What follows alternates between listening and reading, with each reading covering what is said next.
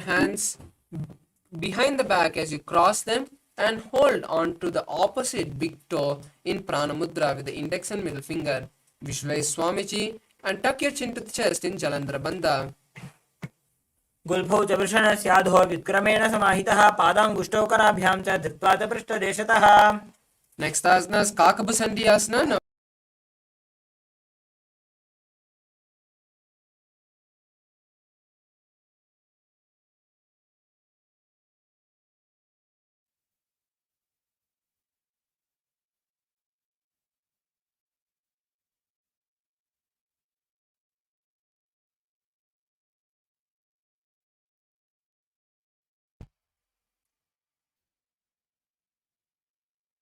the next asana is Kakabusandi asana. Now squat on the feet with the feet together.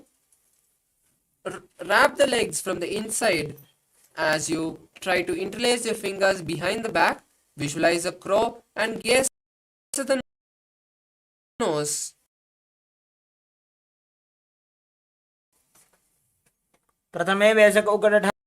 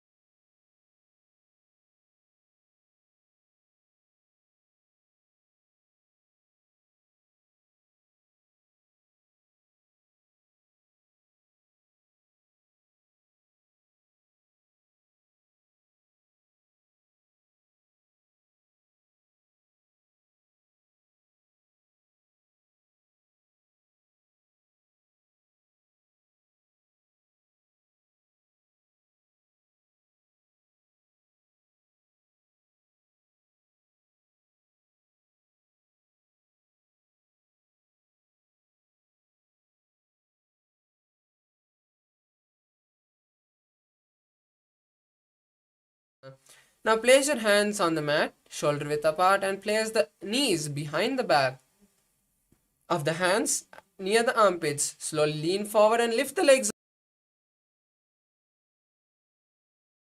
off the ground as you visualize Swamiji in your inner space. आसन को गुण आशीतुष्टा होई तो आची होई.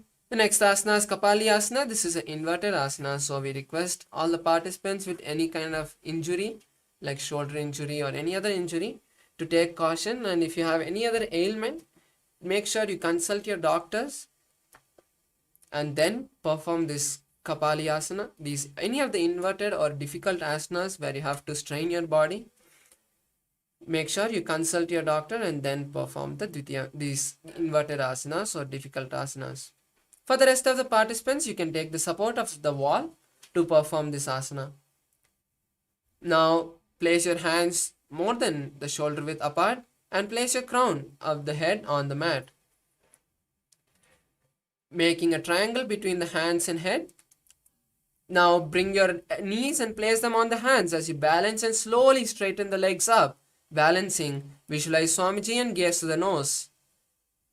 शीशी शीशा धरती टेकी पगदो वो मिलवा ऊंचा कुकरे. The next asana is Parshamayurasana. Now come back down and come to a squatting position. Place your hands to one side as you slowly lean onto the hands. Stretch the legs to the side as you visualize a peacock and gaze at the third eye. मयूरम दंडवत कुर्यान मायूरम दंड नामकम कुर्यान मायूरम पार्श्वाभ्याम मायूर पार्श्व नामकम.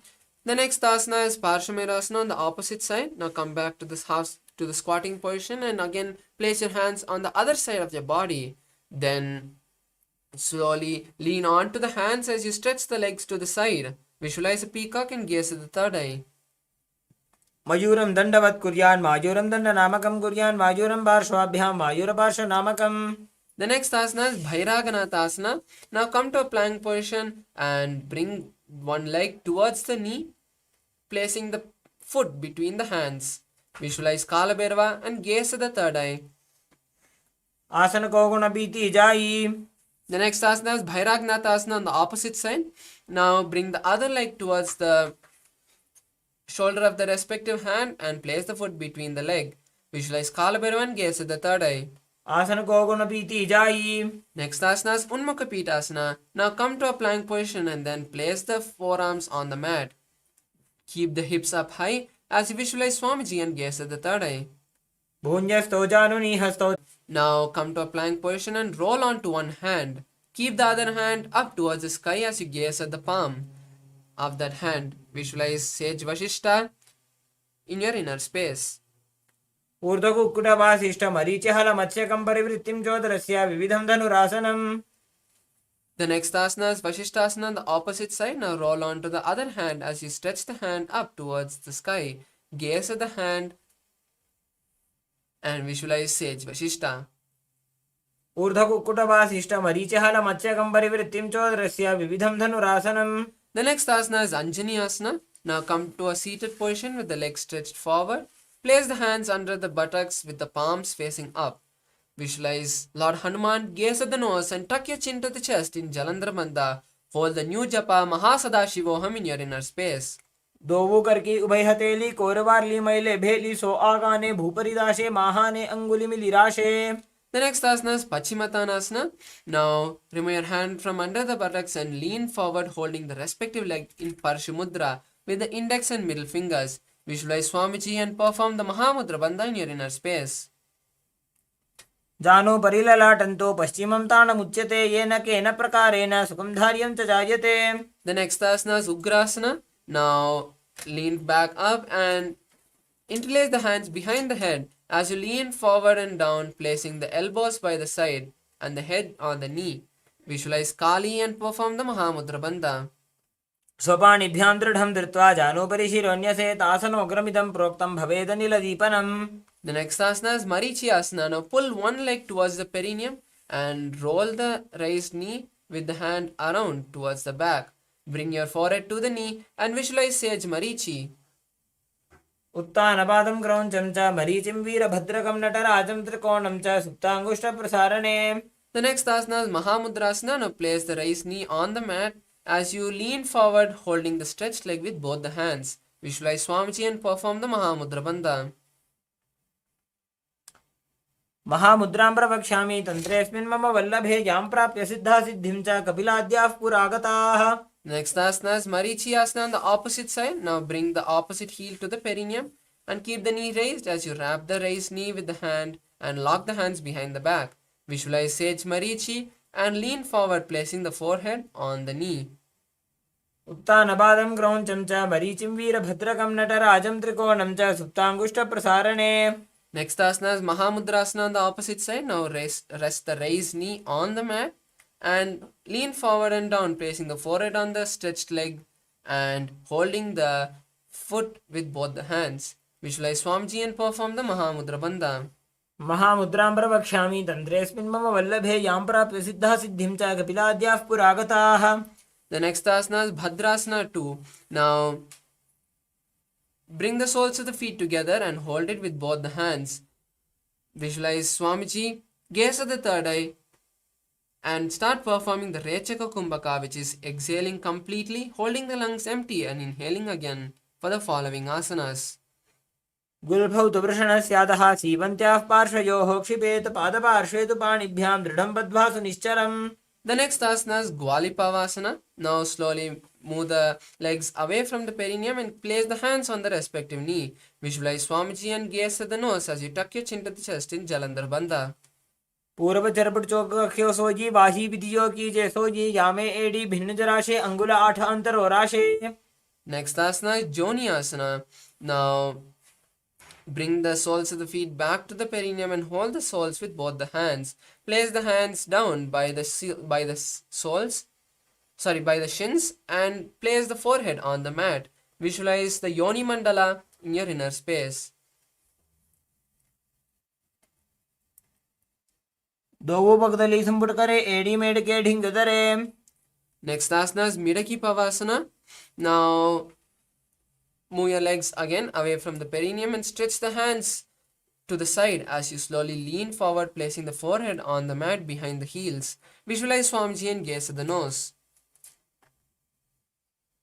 पूर्व विधि परिपकदली संपुट शोल एडी मिली राशे.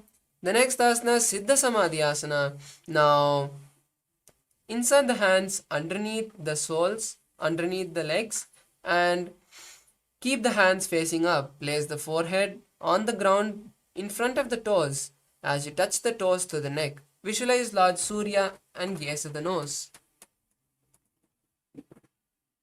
दोवो पगदली संपुट करे 16 मेढ़ आगा मेधरे अंगुल 8 अंतर और राशे एडी को ऐसे भी दिदाशे. The next asana is Chinaki Pavasana. Now bring the soles of the feet back to the perineum and hold the soles with the respective hand. Open the legs like a book as you keep the elbows on the knees. Visualize Swamiji and gaze at the nose. दो पगा की AD धरती मगिवा मेढ़ लगावे. The next asana is Charpati Chokasana. Maintain the leg in the same posture as you place the hands on the respective knee. Gently push the knee towards the ground as you visualize Swamiji and gaze at the third eye. Pull your stomach in and up in Udyana Bandha. दोवो पगदली संपुट धारे आगा ने करे जारे पसारे. The next asana is Bhairavasana. Now lift the heels off the ground as you place the toes on the mat. Use the hand support if needed to push your body forward. Then place the hands on the respective knee in Bindu Mudra, touching the index and thumbs. Visualize Kala Bhairava and gaze at the third eye. गुल्भौ संपीड्य जान्योन्यं व्युत्क्रमेणोत्थितं शनैः जान्वोः पार्श्वगतौ हस्तौ दण्डवद् भैरवासनम्. Next asana is Samanasana. Now place one heel by the perineum and lift the other leg to the chest. Hold the leg with both the hands and visualize Swamiji and gaze at the third eye. समानासनमावक्ष्ये सिद्धमन्त्रादि साधनात् एकपादमुरौ दत्वा गुक्षोऽन्यलिङ्गवक्त्रके. The next asana is Apanasana. Now place the leg on the respective shoulder and stretch the other leg forward and up. Keep the hands by the side for balance and visualize Swamiji. Gaze at the third eye.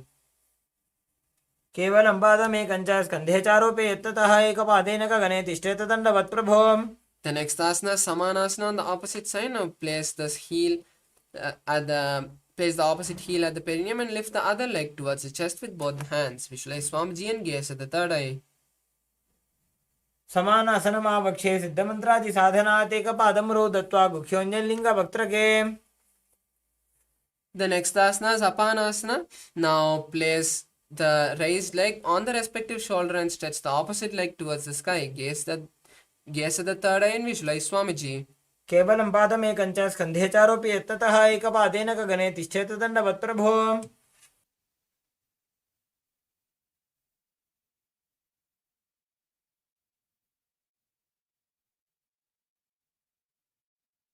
The next asana is Gomukhasana. Now cross the legs, stacking the knees at the center of the body. Place the hands interlaced on the top knee as you visualize the face of a cow and start performing the Sitkari Kumbhaka, which is inhaling through the clenched teeth with the tongue touching the upper palate and then exhaling through the nose. Hold the new japa Om Nithyanandoham in your inner space. सव्ये दक्षिणगुल्फं तु पृष्ठपार्श्वे नियोजयेत्. The next asana is Anusuyasana. Now maintain the legs in the same posture as you hold the opposite leg in Pranamudra with the index and middle fingers. Visualize Rishika Anusuya and gaze at the nose. दक्षिण गोड़ नीचे उठाने बापों ताके ऊपर आने. The next asana is Anusuyasana 2. Now interlace the hands behind the back in Parshamudra and lean forward and down, placing the nose on the ground. Visualize Rishika Anusuya. जीमना गोदा की संधि ऊपर डाबा गोड़ा की संधि. The next asana is Garudasana. Now place one heel by the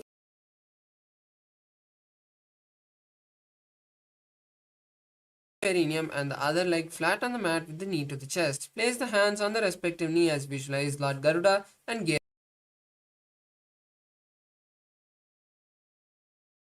at the nose. The next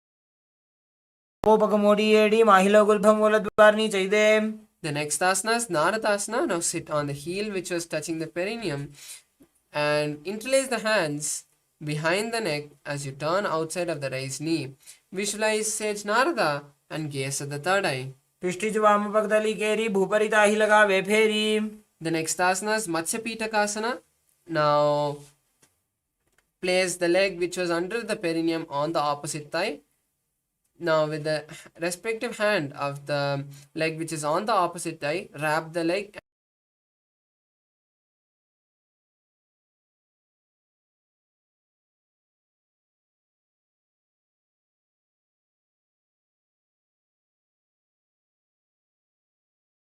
Gomukhasana on the opposite side. Now again stack the feet, stack the legs with the knees at the center of the body. Place the hand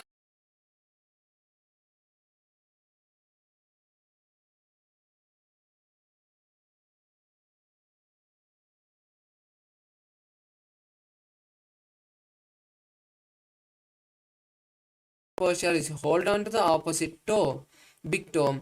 Visualize Rishika Anusuya and perform the Udyana Bandha. दक्षिण गोड़ नीचे उठाने बापों ताके ऊपर आने. Next asana is Anusuyasana 2. Now interlace the hands behind the back and lean forward, placing the nose on the ground. Visualize Rishika Anusuya. जीमना गोदा की संधि ऊपर डाबा गोड़ा की संधि. Next asana is Garudasana 2. Now place one heel by the perineum and the opposite leg flat on the mat with the knee to the chest. Place the hands on respective knee and visualize Lord Garuda. The next asana is Naradasana. Now sit on the heel which was near the perineum and interlace the hands behind the neck as you turn outside of the raised knee. Visualize Sage Narada and gaze at the third eye. The next asana is Matsya Pitakasana. Now place the heel which was under the perineum on the opposite thigh with the respective hand of the leg which is on the opposite thigh. Hold on to the opposite shin. With the other hand, hold on to the respective big toe. Visualize Matsya, the fish avatar of Lord Vishnu. वामेन वामाङ्गुष्ठन्तु गृहीतं मध्य पीठकं योनि वामेन सम्पीड्य मेढादुपरि दक्षिणम्. The next asana is Matsyendrasana. Now stretch the legs forward and place one leg on the opposite thigh. Bend the leg which the opposite leg is on, and twist to the side as you place the elbow on the knee and touch the respective ear. Place the other hand behind and gaze backwards as you gaze at the third eye and visualize the sage Matsyendranatha. उदरं पश्चिमाभासं कृत्वा तिष्ठति यत्ततः नम्राङ्गं वामपादं हि दक्षजानूपरि न्यसेत्. Next asana is Kubhasana. Now stretch the hand which is touching the ear now and hold on to the leg. With the other hand, hold on to touch the respective ear. Visualize a camel and gaze at the third eye. आसन को गुण झोलो जाए. The next asana is Matsyendrasana 2. Now stretch the hand which is touching the ear back to the ground and visualize the sage Matsyendranatha as you gaze at the third eye. मत्स्येन्द्रबीजं जठरप्रदीप्तिं प्रसन्नरुक्मण्डलखण्डनास्त्रम्. The next asana is Matsyendrasana on the opposite side. Now place one foot on the opposite thigh and place the opposite foot on the ground near the opposite thigh. Twist and bring the elbow outside of the raised knee as you keep the raised arm by the neck. Turn the head back and gaze at the third eye as you visualize the great sage Matsyendranatha. उदरं पश्चिमाभासं कृत्वा तिष्ठति यत्ततः. The next asana is Kubhasana. Now place the hand which was touching the ear.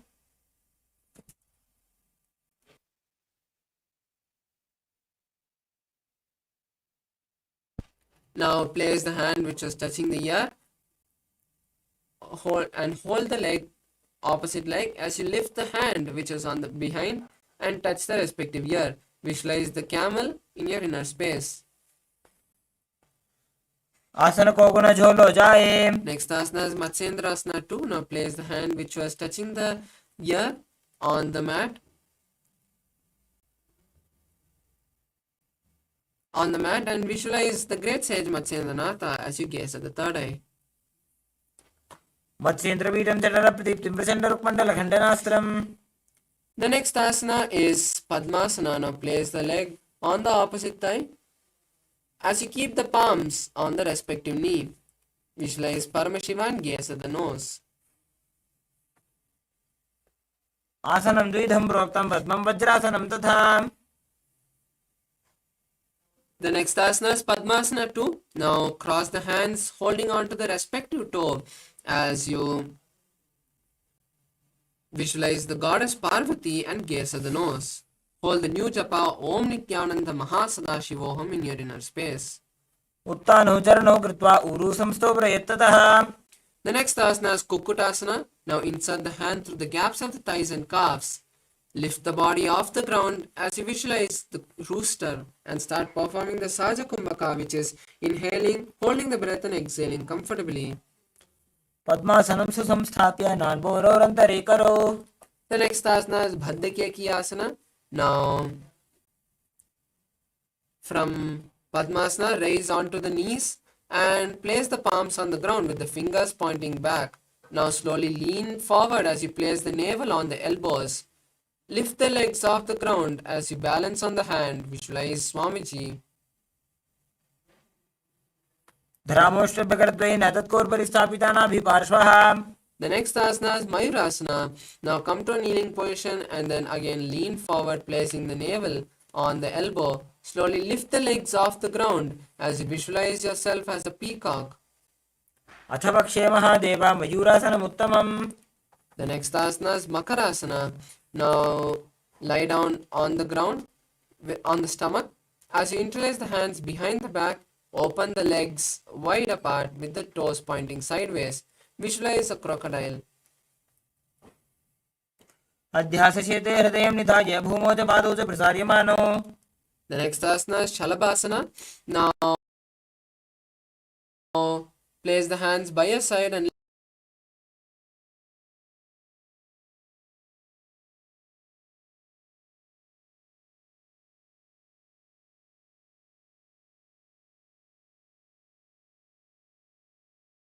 lift the legs off the ground. Visualize a locust.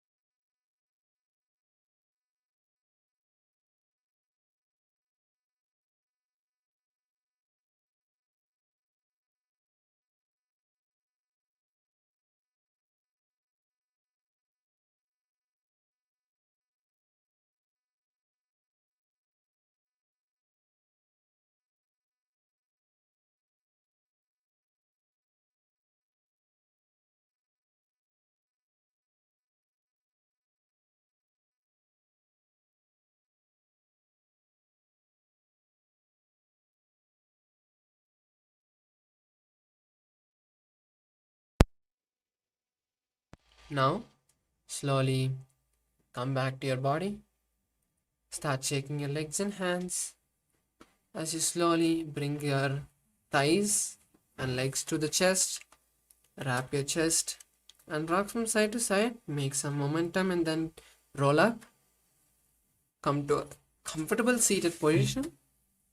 You have beautifully finished the first 108 asanas. Now let's start with the next asana, which is the Yathashanishtasana.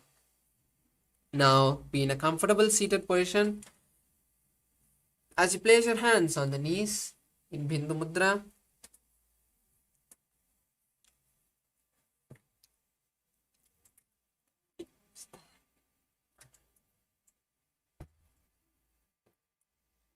bring your hands to the knees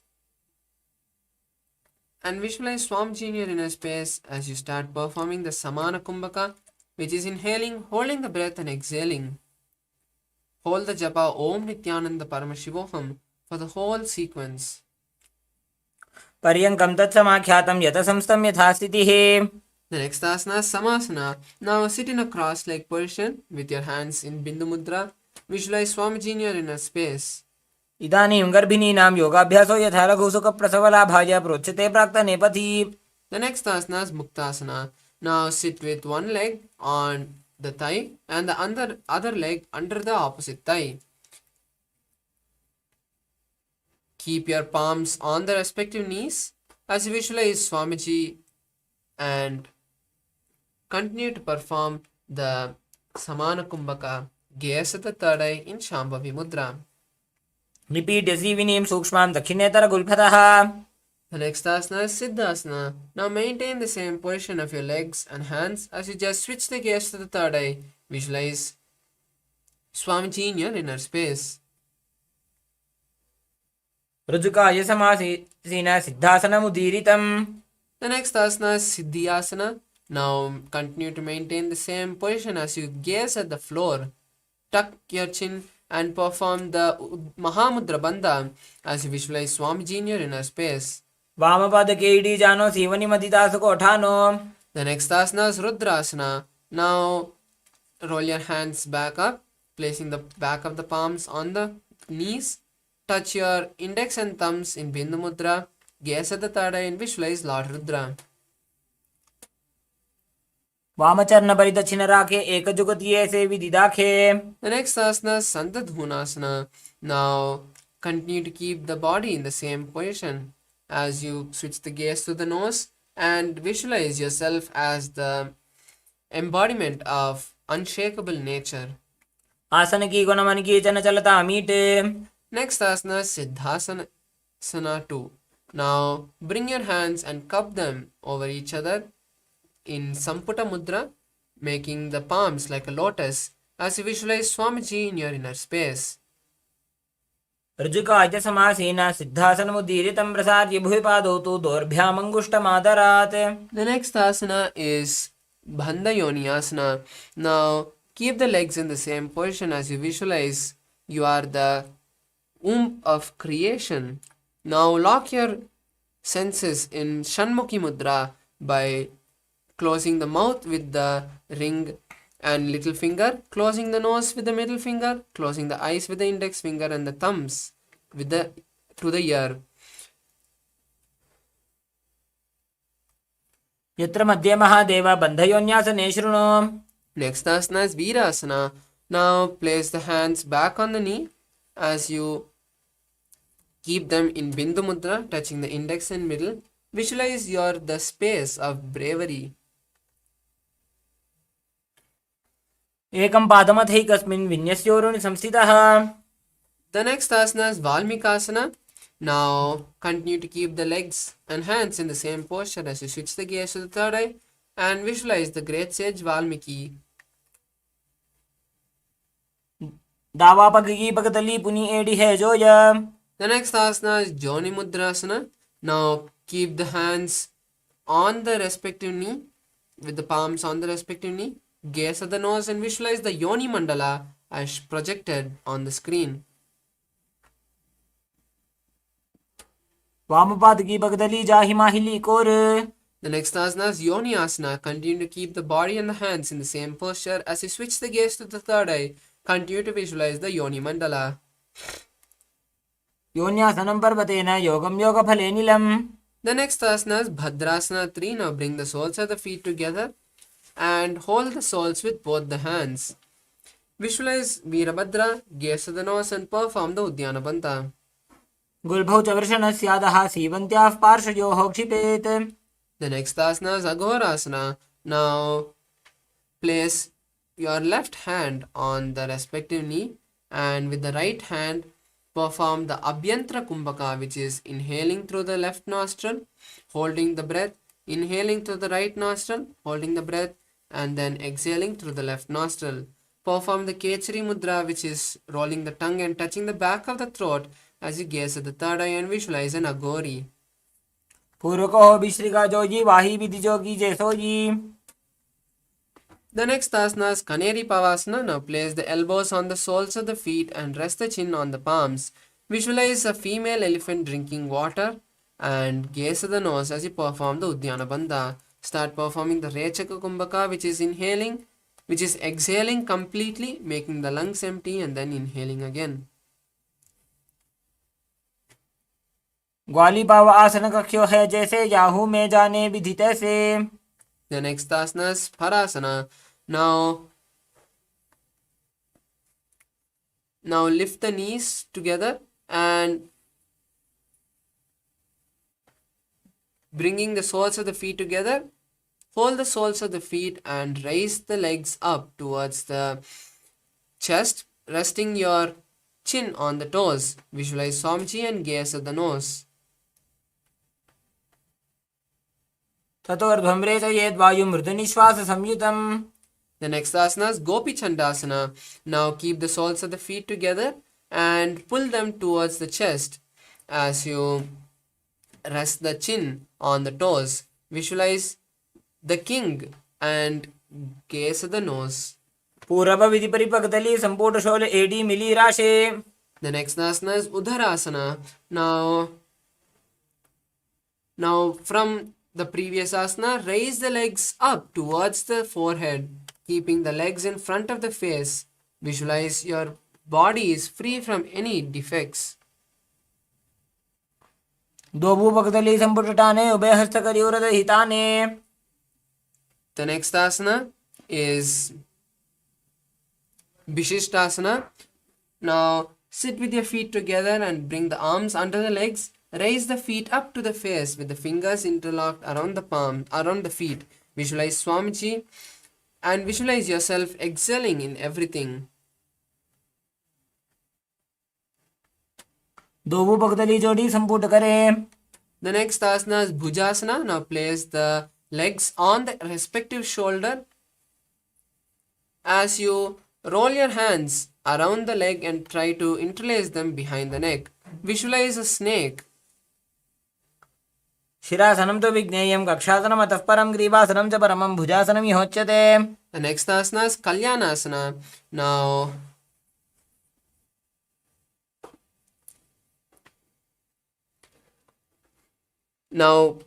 keep the legs on top of the respective shoulders as you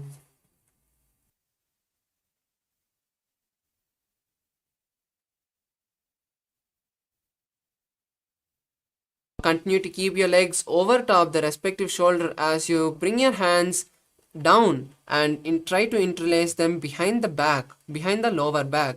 Visualize a beautiful goddess and gaze at the nose. दो हाथ पगों बीच आने तिनको कोड़ा नीचे ठाने. The next asana is Sankatasana. Now place one heel under the perineum and sit on the heel and raise the other leg, crossing it over the leg which you are sitting on. Place the heel of the leg by the side of the hip as you keep the hands on opposite knees. Visualize a swan and start performing the Ujjayi Kumbhaka, which is inhaling and exhaling, making an ocean-like sound. वामपादं चितेर्मूलं सन्न्यस्य धरणीतले. The next asana is Dhenukasana. Now slide the heel which is under the perineum to the opposite side and keep your hands on the top knee. Visualize the cow and perform the Udyana Bandha. अनुशाकीनगरपञ्चडं वृषीलिन्दकल्यं knee. The next asana is Machandrasana. Now place one leg on the opposite thigh and place the other leg on the opposite knee. Visualize Swamiji as you twist your body holding on to the opposite thighs. Gaze at the third eye. वामजङ्गपरदक्षिणटाने वामहस्तपिष्टेति स आने. The next asana is Machandrasana 2. Now hold on to the opposite leg and lean forward and down, placing the forehead on the mat. Visualize Swamiji in your inner space. प्रथमजी मनोचरणजोजी वामजङ्गपरिराखेसोजी. Next asana is Guru Asana. Now raise back up and interlace the fingers, place them on the top knee. Perform the Mahamudra Bandha and visualize Swamiji. ऊरुमूलैत्रपादस्य कनिष्ठिका प्रदेशगुल्भं संस्थाप्य. The next asana is Sankatasana on the opposite side. Now place the opposite heel under the perineum and raise the other leg, stacking it over this leg and placing the heel by the opposite hip. Visualize the beautiful swan and keep your hands on opposite knees.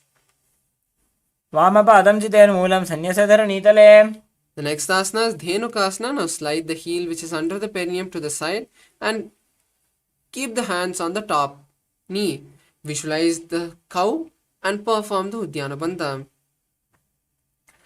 अनुशाकीनगरपञ्चडं वृषीलिन्दकल्यं knee. The next asana is Machandrasana. Now place one leg on the opposite thigh and the other leg on the opposite knee. Twist your body and hold on to opposite thighs as you visualize Swamiji and gaze at the third eye. वामजङ्गपरदक्षिणटाने वामहस्तपिष्टेति स आने. The next asana is Machandrasana 2 on the opposite side. Now hold on to the opposite legs as you lean forward, placing the forehead on the ground. Visualize Swamiji in your inner space. प्रथमजी मनोचरणजोजी वामजङ्गपरिराखेसोजी. The next asana is Guru Asana. Now raise back up and interlace the fingers, placing them on the top knee. Perform the Mahamudra Bandha and visualize Swamiji. ऊरुमूलैत्रपादस्य कनिष्ठिका प्रदेशगुल्भं संस्थाप्य. The next asana is Pashasana.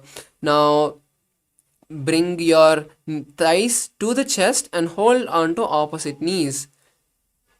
Visualize Swamiji in your inner space and gaze at the third eye as you start performing the Kechari Mudra for the following asanas, which is rolling the tongue and touching the back of the throat. पादतले भूमौ निधाय जानुनिवृत्ति निधाय.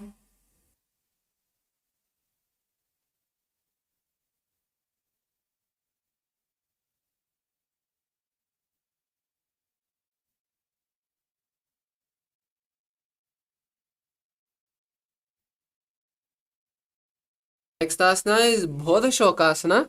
Now hold on to opposite wrists as you continue to keep your legs to the chest. Now place the chin on in the gap between the thighs. Visualize Swamiji and gaze at the nose. द्वौ भगदली भूपरितरे कोरमाहिलीये सेकरे. The next asana is Kurakatasana. Now place your hands under the thighs, under the knees, and hold on to opposite elbows. Visualize Swamiji and gaze at the nose. दो हाथ पग बाहर ल्यावे घोड़ा नीचे ले टहरावे. Next asana is Sumati Asana. Now cross the right ankle over the left as you visualize the great sage Sumati and gaze at the nose. मूलद्वारी धरती परिठाने डावा पग परितचपत आने. The next asana is Dandasana. Now release the legs and stretch them forward as you interlace the fingers and stretch them up, keeping the elbows straight and the palms outwards. Perform Udyana Bandha and visualize Swamiji as you gaze at the nose. इदानीं गर्भिणीनां योगाभ्यासो यथा लघु. The next asana is Arambhasana. Now lean forward and down, placing the forehead on the knees. Hold the respective leg in Prana Mudra with the index and middle finger. Visualize Swamiji in your inner space and perform the Nadi Shodhana Kumbhaka, which is inhaling, visualizing the prana travel from the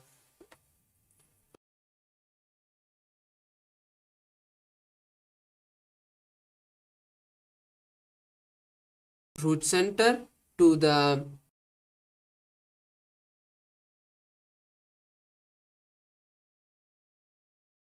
crown, and visualize Swamiji in your inner space. दो वो पग मिले वा पसारी पगा का अंगूठा पकड़ी लीला टकोड़ा लगावे. The next asana is Bhidokasana. Now sit with the legs stretched and extend the legs slightly apart. Keep one hand distance between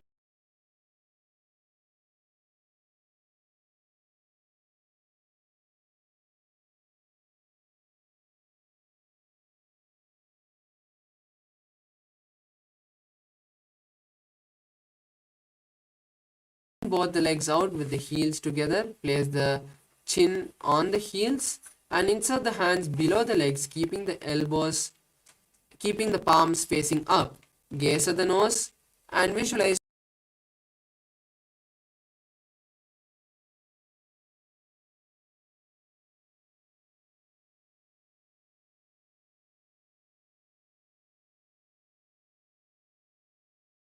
neck.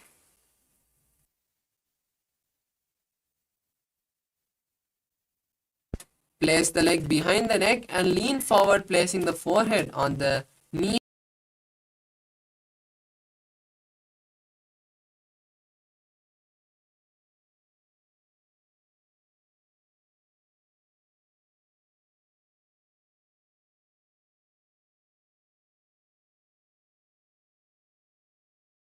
As you hold the leg behind the head with the opposite hand, visualize you are the eternal one and gaze at the nose. उत्तानसेने एकैकं पायिग्रीवायां विन्यस्य. The next asana is Ankushasana.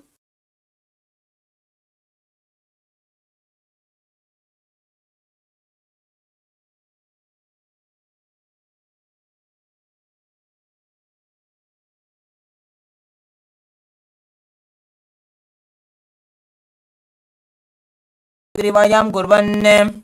The next asana is Drishasana. Now release the leg from behind the head and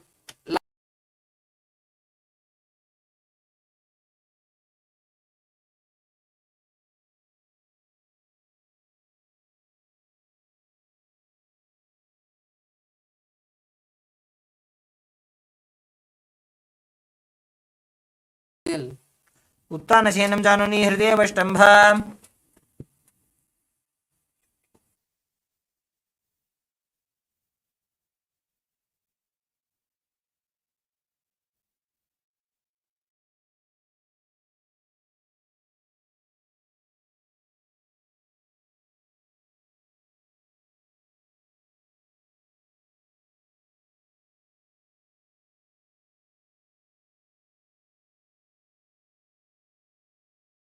And lean forward and down, holding onto the front foot, repeating Urdhva Paschimottanasana on the other side. पश्चिमतानवत् संस्थितिं कृत्वा एकं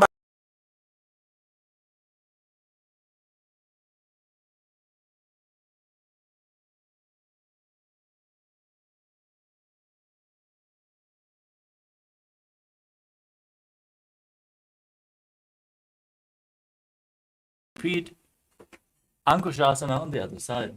उत्तानशीत एकैकं पादं ग्रीवायां कुर्वन् इतरहस्तं कर्णमूले स्थापयेत्.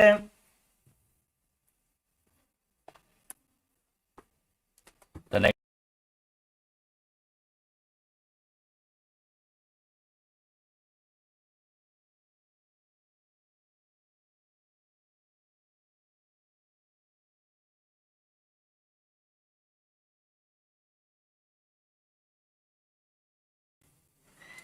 Next up is Atmadhammasana.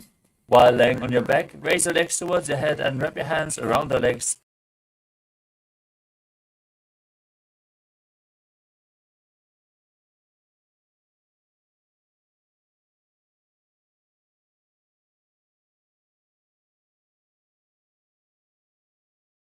Next up is Kochikasana. As you lay on your back, extend your arms out to the side. at shoulder level and pull your knees towards your chest with the soles facing upwards.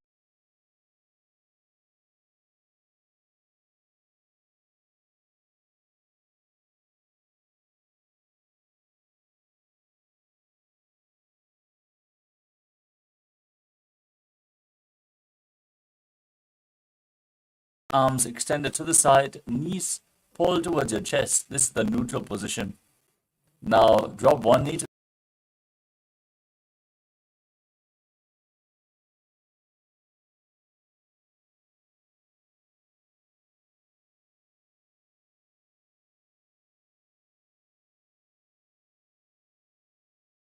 extended. 1, 2, and 3. Extending the legs out to the side and gazing away from the feet as you visualize Swami.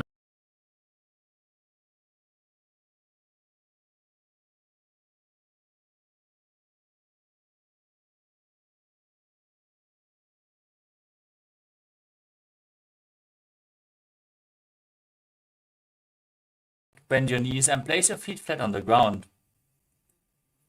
Hold on to your ankles and push your hips up as you gaze to your nose.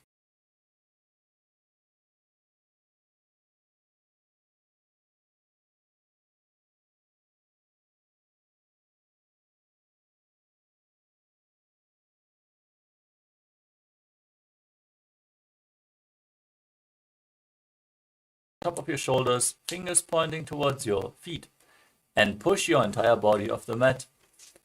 Raise your hips high. Visualize yourself as sturdy as stone furniture and breathe through your nose in Sahadra Kumbhaka. उत्तानशयनं हस्ततलाभ्यां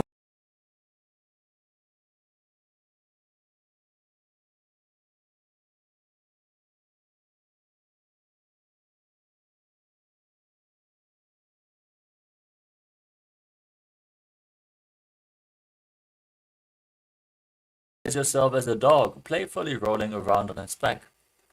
शवच्छरीरं संस्थाप्य जानुनी सम्मील्य नाभो वा निजा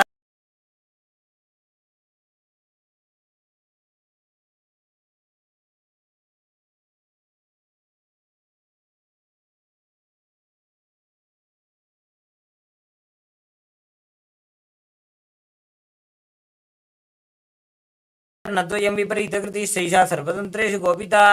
Stop the movement of your legs. Keep the legs straight.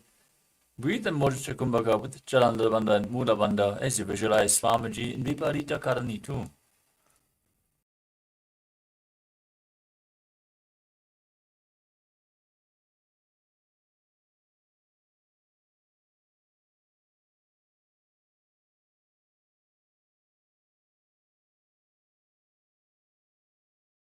Flat on the mat behind you, visualizing yourself as a plow in Langalasana.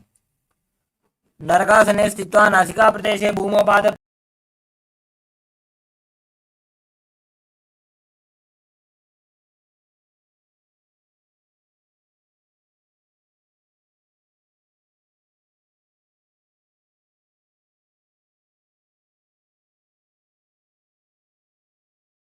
Internally chant the Mahavakya Om Nithyananda Paramashivoham. तानं शयित्वात् कुर्वीता शयितपश्चिमतानकम्. Next up is Supta Konasana as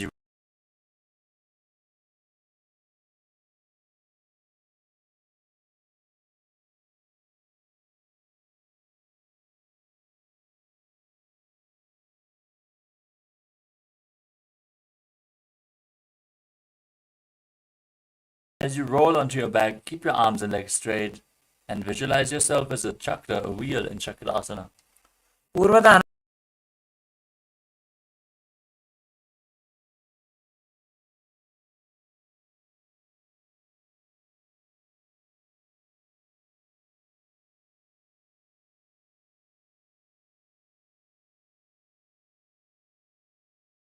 In Supta Prasarita Paramgushtasana, उत्तानपादं क्रौञ्चं च मरीचिं वीरभद्रकं नटराजं त्रिकोणं च सुप्ताङ्गुष्ठप्रसारणे.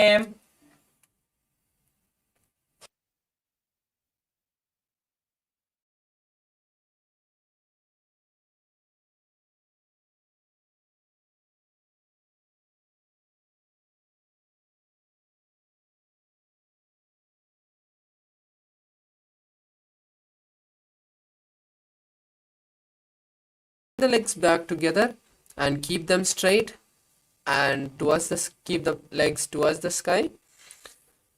Visualize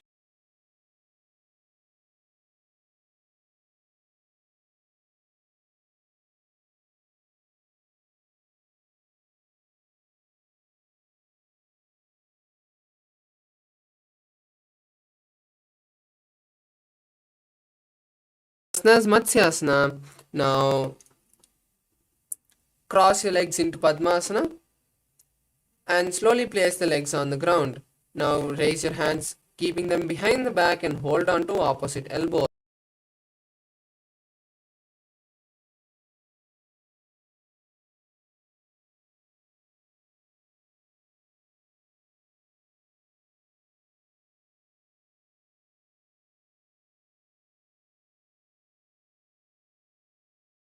Palm. Visualize Lord Rama and gaze at the nose. प्रथम करे पद्मासन आछे सूधो सोबे भूपरि पाछे. The next asana, Sarvangasana. Now place the hands under the hips and lift the legs up.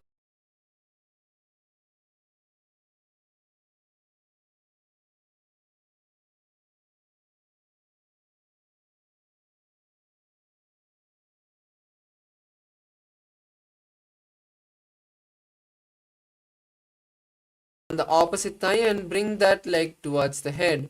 Raise the head and hands as you hook the fingers forward. Visualize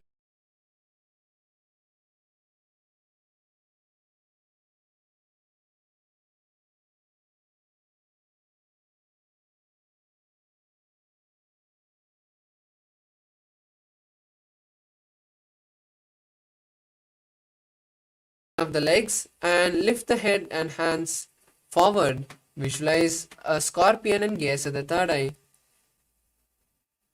प्रथमशेन सूधो शीर्षकेशिकी सन्ति सुदाखे. The next asana is Vrishabhadakshepasana. Now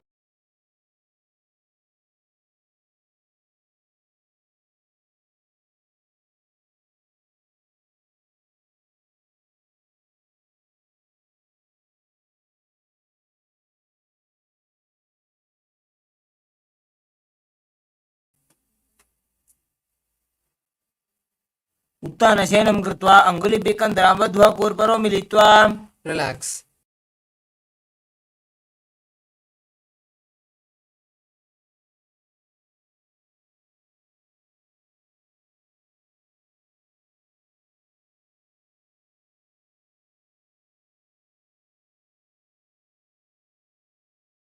कृत्वा जानुद्वयं पर्यायेन कर्णयोः संस्पृशेत्.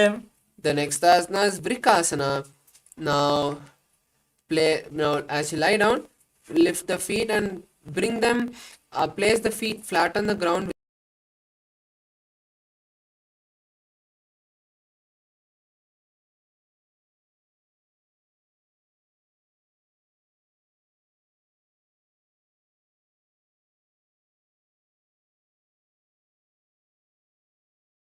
लाभ्यां भूमिं धृत्वा. The next asana is Lutasana. Now sit down and then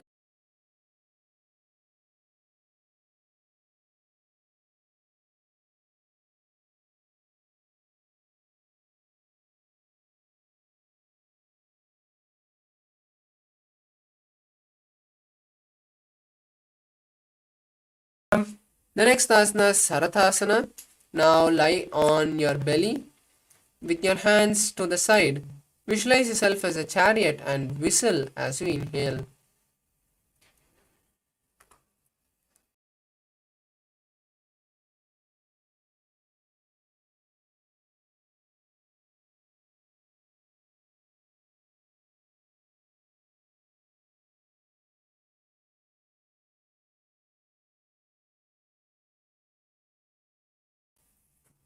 हस्तद्वयं बद्ध्वा तन्मध्ये चरणद्वयम् उड्डानैव बहिरानीय. The next asana is Jatyasana.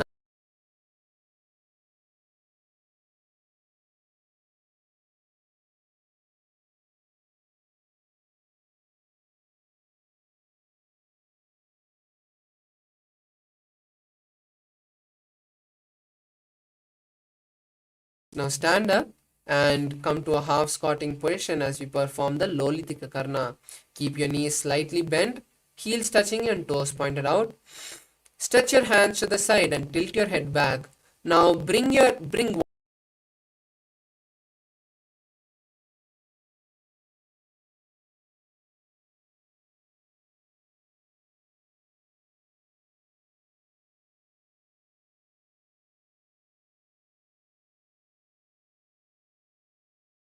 Sarpasana. Now stand tall, and if you have a rope, you can tie your feet. Otherwise, just stand tall with the hands by the side.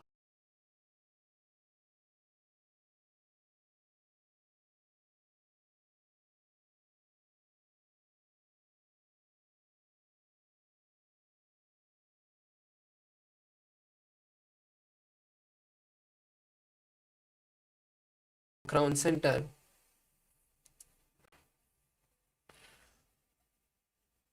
अथ सर्पासनं वक्षे वायुपाणाय केवलं शरीरं दण्डवत् तिष्ठेत् रज्जुबन्धस्तु पादयोः. Next asana is Ustrasana.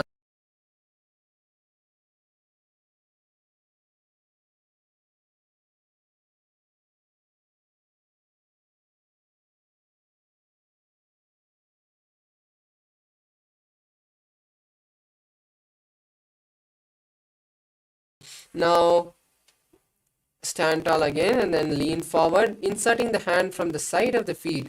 Walk back and forth in the mat as you wish.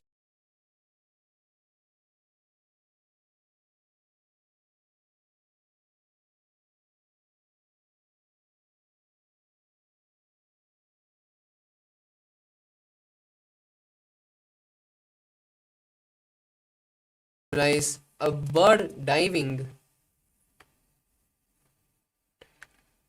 पादतले भूमौ निधाय पृष्ठभागेन हस्तौ जङ्घापर्यन्तं नीत्वा. The next is Talapushpavatam Karna. Now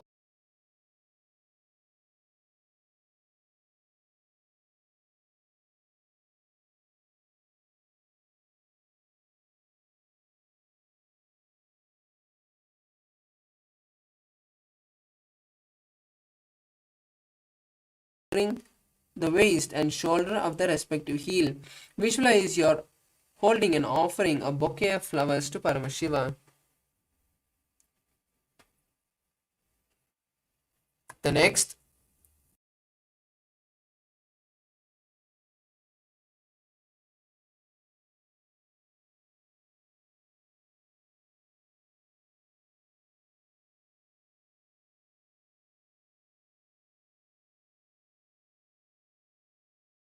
the horn of the rhinoceros.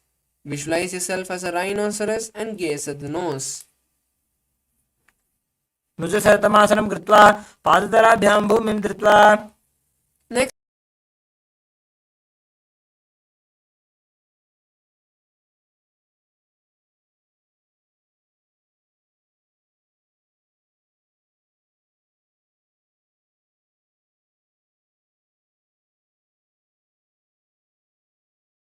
asanas Musalasana. Now stand with the feet together and raise the hands above the head.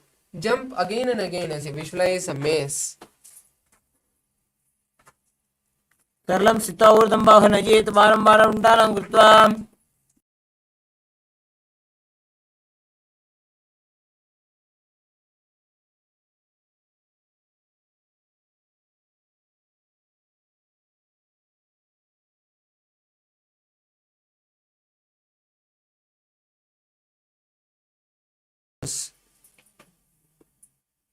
सरलं स्थित्वा ऊर्ध्वं बाहुं नयेत्.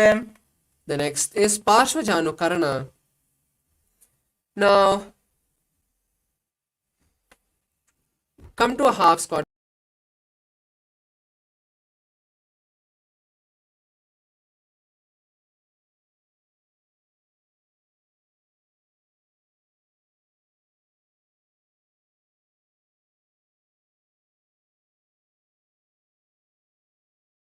Towards the body.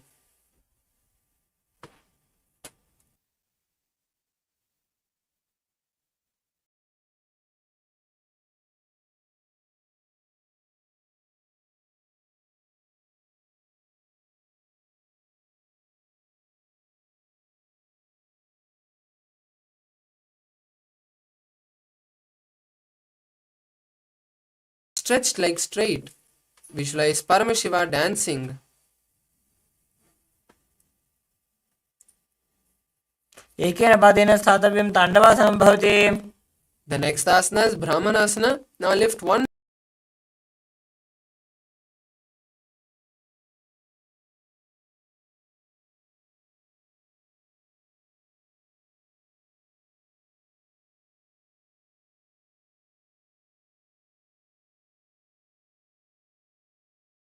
tap the other leg as you place the leg by the calf of the standing leg and simultaneously wrap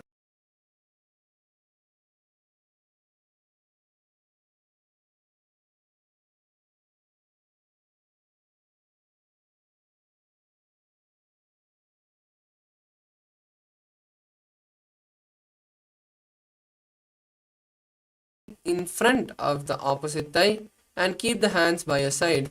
Visualize Swamiji in your inner space. दक्षाङ्घ्रिं वामपादस्य जङ्घोपनिधाय च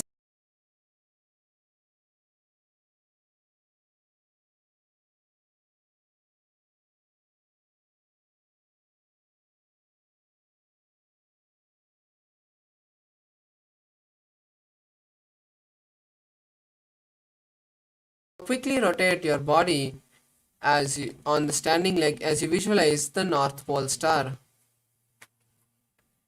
एकेन हस्तेन दण्डरूपस्य एकस्य पादस्य अग्रं धृत्वा The next asana is Trivikramasana.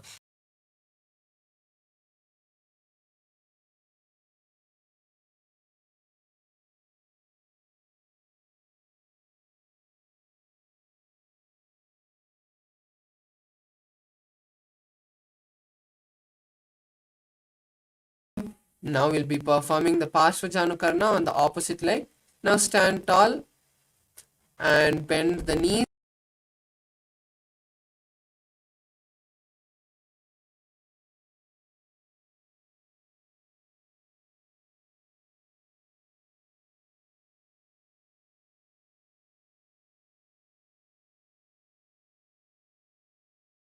Savasana on the opposite side. Now stretch the opposite leg forward as you sit down and stand up. Visualize Paramashiva dancing.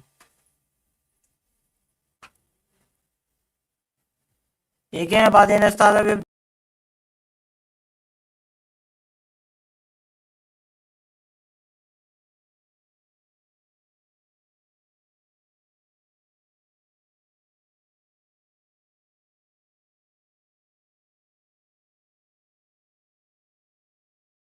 ब्राह्मणासनमावक्ष्य यत्कृत्वा ब्राह्मणो भवेत्.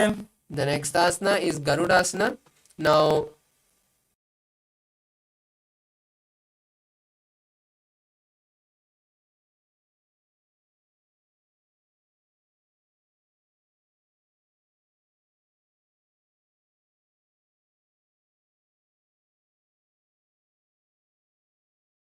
place the raised leg on the opposite in front of the opposite thigh as you rest the hands by your side. Visualize Swamiji in your inner space. उत्थानकूर्मपीठं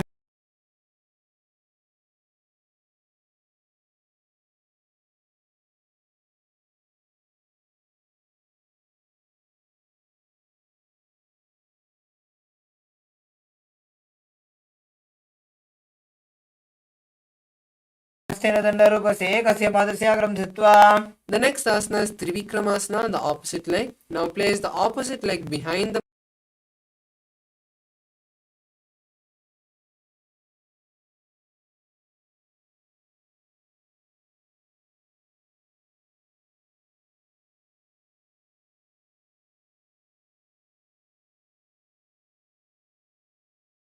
Karna. Now stand tall.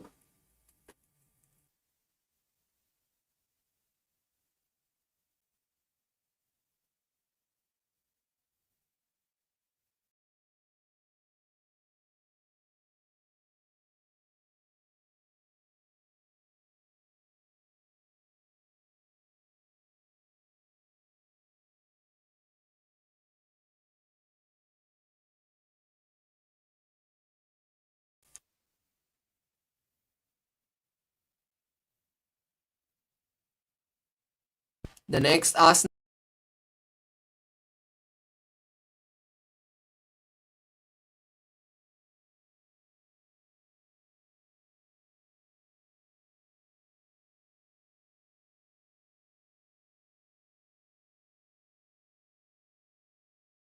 Goraknatha. As you start performing the Jiva Chala Kumbhaka, which is inhaling, visualizing the prana traveling all over your body and then exhaling. प्रथमहि बोहोये बाहुरी नीचो पुनिहोवे. The next asana is Kanchi Asana.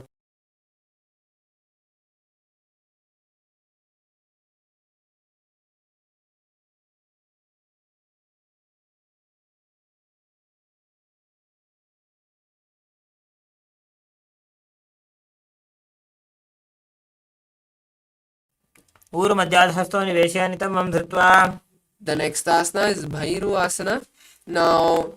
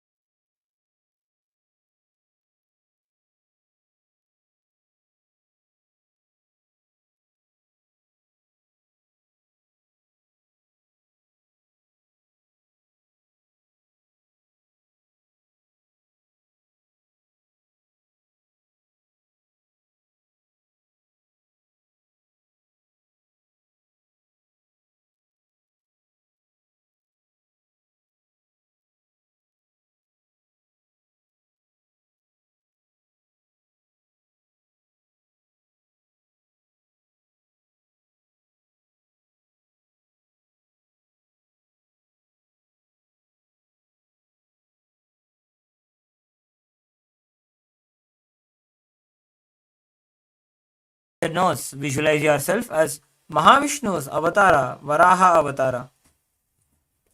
पागतली की माहिली कोरमिलाई फनापानी ukadabai se. The next is the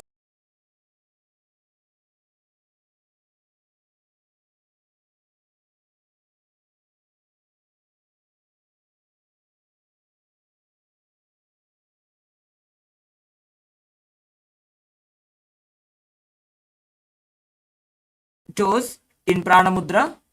Visualize Supreme Pontiff of Hinduism, Swamiji, in your inner space.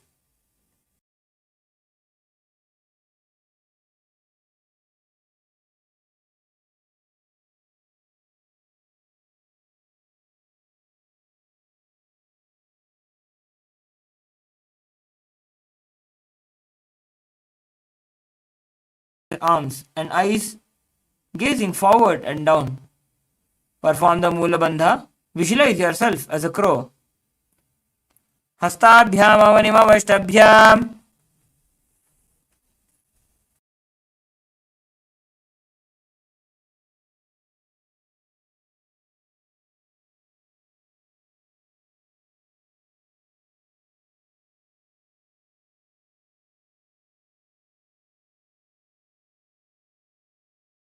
You can please consult your doctor and before performing this asana. Moving ahead.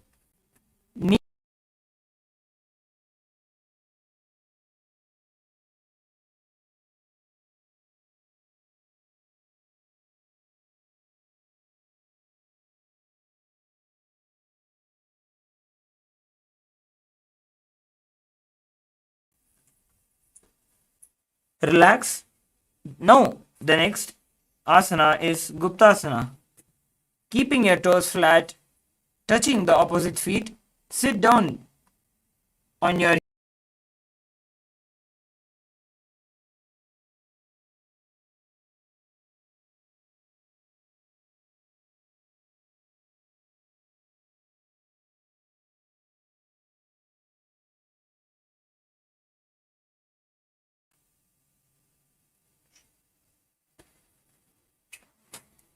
The next will be performing the Vrikshasana.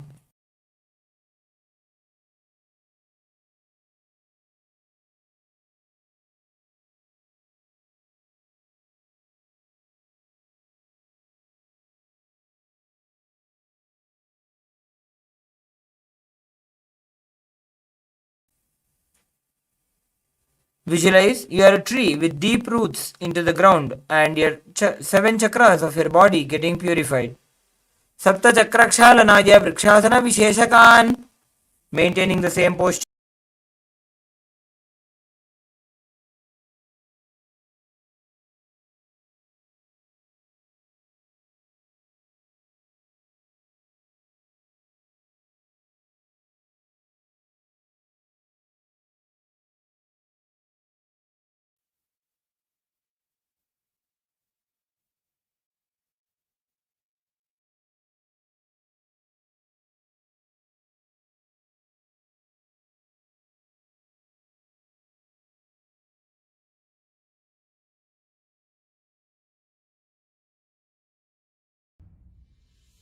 Sit as Paramashiva. Inhale and exhale deeply with 25 heads and 75 eyes and 50 hands. Visualize, meditate, connect with him. He is a living, alive being. Drop your form into his form and dissolve. Remember, you are a Sarupya Mukta, means your form is dissolved into his form. All my disciples, now I am initiating Salokya Mukti, Samipya Mukti, Sarupya Mukti, Sayujya Mukti. Om Nithyananda Paramashivoham. Om Nithyananda Paramashivoham.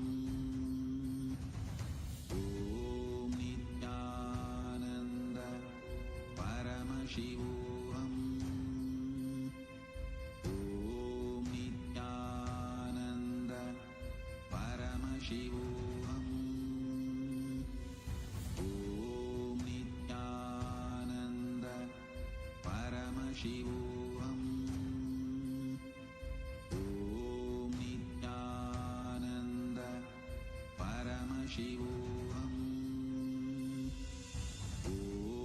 Nithyananda Paramashivoham. Om Nithyananda Paramashivoham. Om Nithyananda Paramashivoham. Om Nithyananda Paramashivoham. Om Nithyananda Paramashivoham.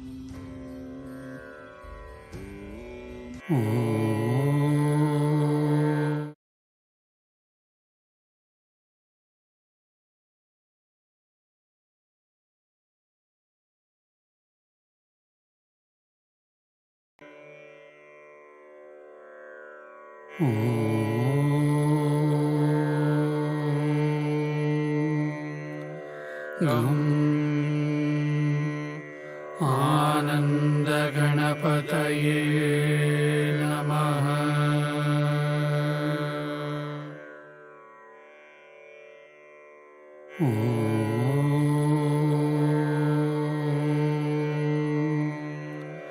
गम् आनन्दगणपतये नमः।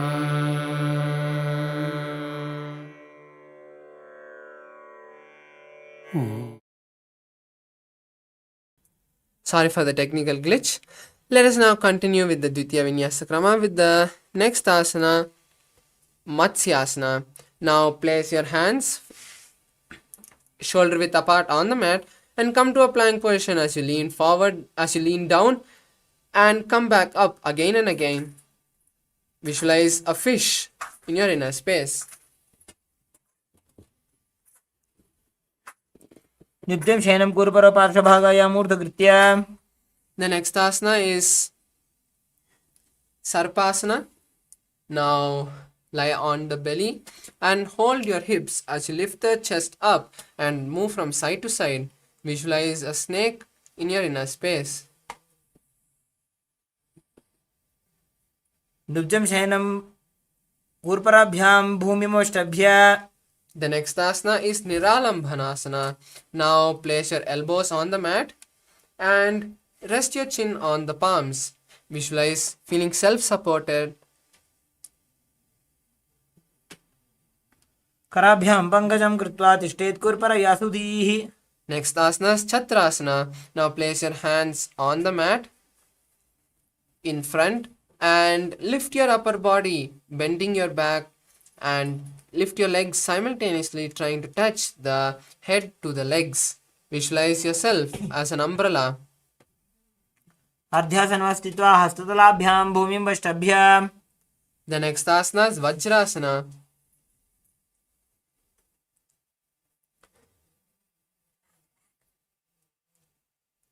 Now sit on your heels with the toes flat and place your forehead on the mat. Stretch the hands as forward as possible as you visualize you are the indestructible weapon of Indra. Gaze at the nose. इदानीं गर्भिणीनां योगाभ्यासो यथा लघु. The next asana is Meshasana. Now from the previous asana, raise your hips up as you start striking one hand to the mat. Visualize yourself as a powerful ram.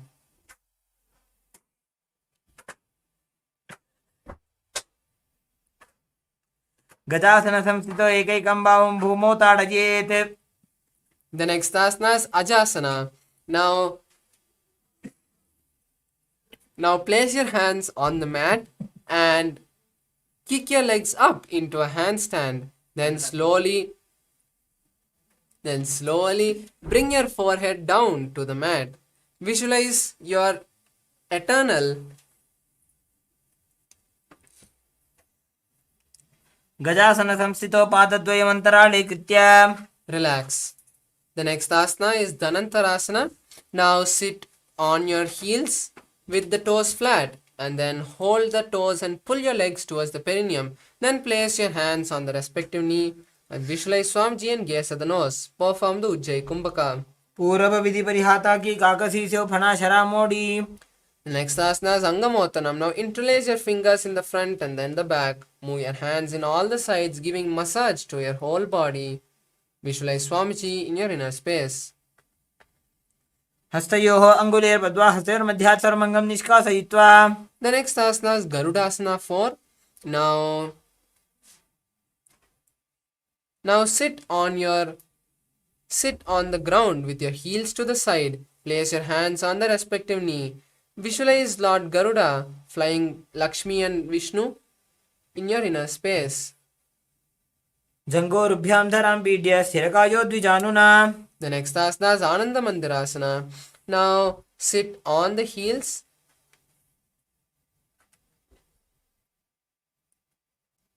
As you place your hand under the ankles, visualize you are residing in a blissful temple and gaze at the third eye. अथ पक्षे वीरनाथ आनन्दमन्दिरासनम्. The next asana is Mandukasana. Now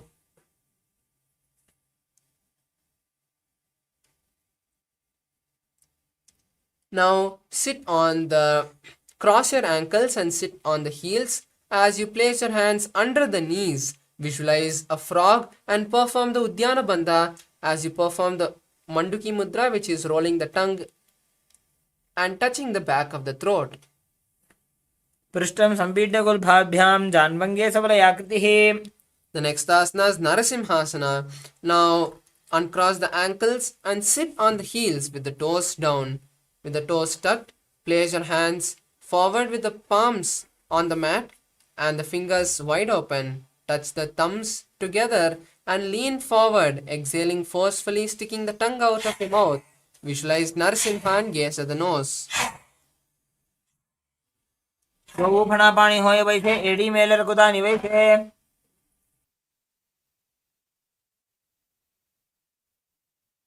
Next asana is Bhishrikasana. Now continue to sit on the heels with the toes tucked. Place your hands cupped in front of your mouth as you insert the thumbs under your teeth. Visualize Durga and gaze at the nose as you perform the Bhishrika pranayama, which is inhaling through the left nostril and exhaling through the mouth. दो फणा पानी होए वैसे एडी Mailer गुदानी वैसे. The next asana is Makadasana. Now sit on your heels with your ankles with your toes flat on the mat. Place your hands on the chest, touching the chest as you scratch your body, visualizing yourself as a playful monkey. Visualize yourself as a playful monkey and gaze at the third eye. दोवो पगदली संपुट आने तिनकी पिष्टि भूमि पर इटाने. The next asana is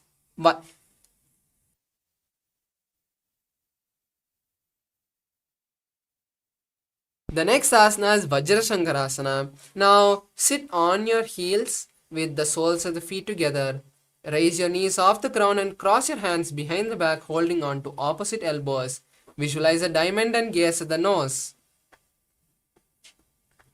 प्रथम फणा पानी होए वैसे दोवो AD गुदानी वैसे. The next asana is Khanjanasana. Now cross the ankles and sit on the heels. Place the hands by the side of your body.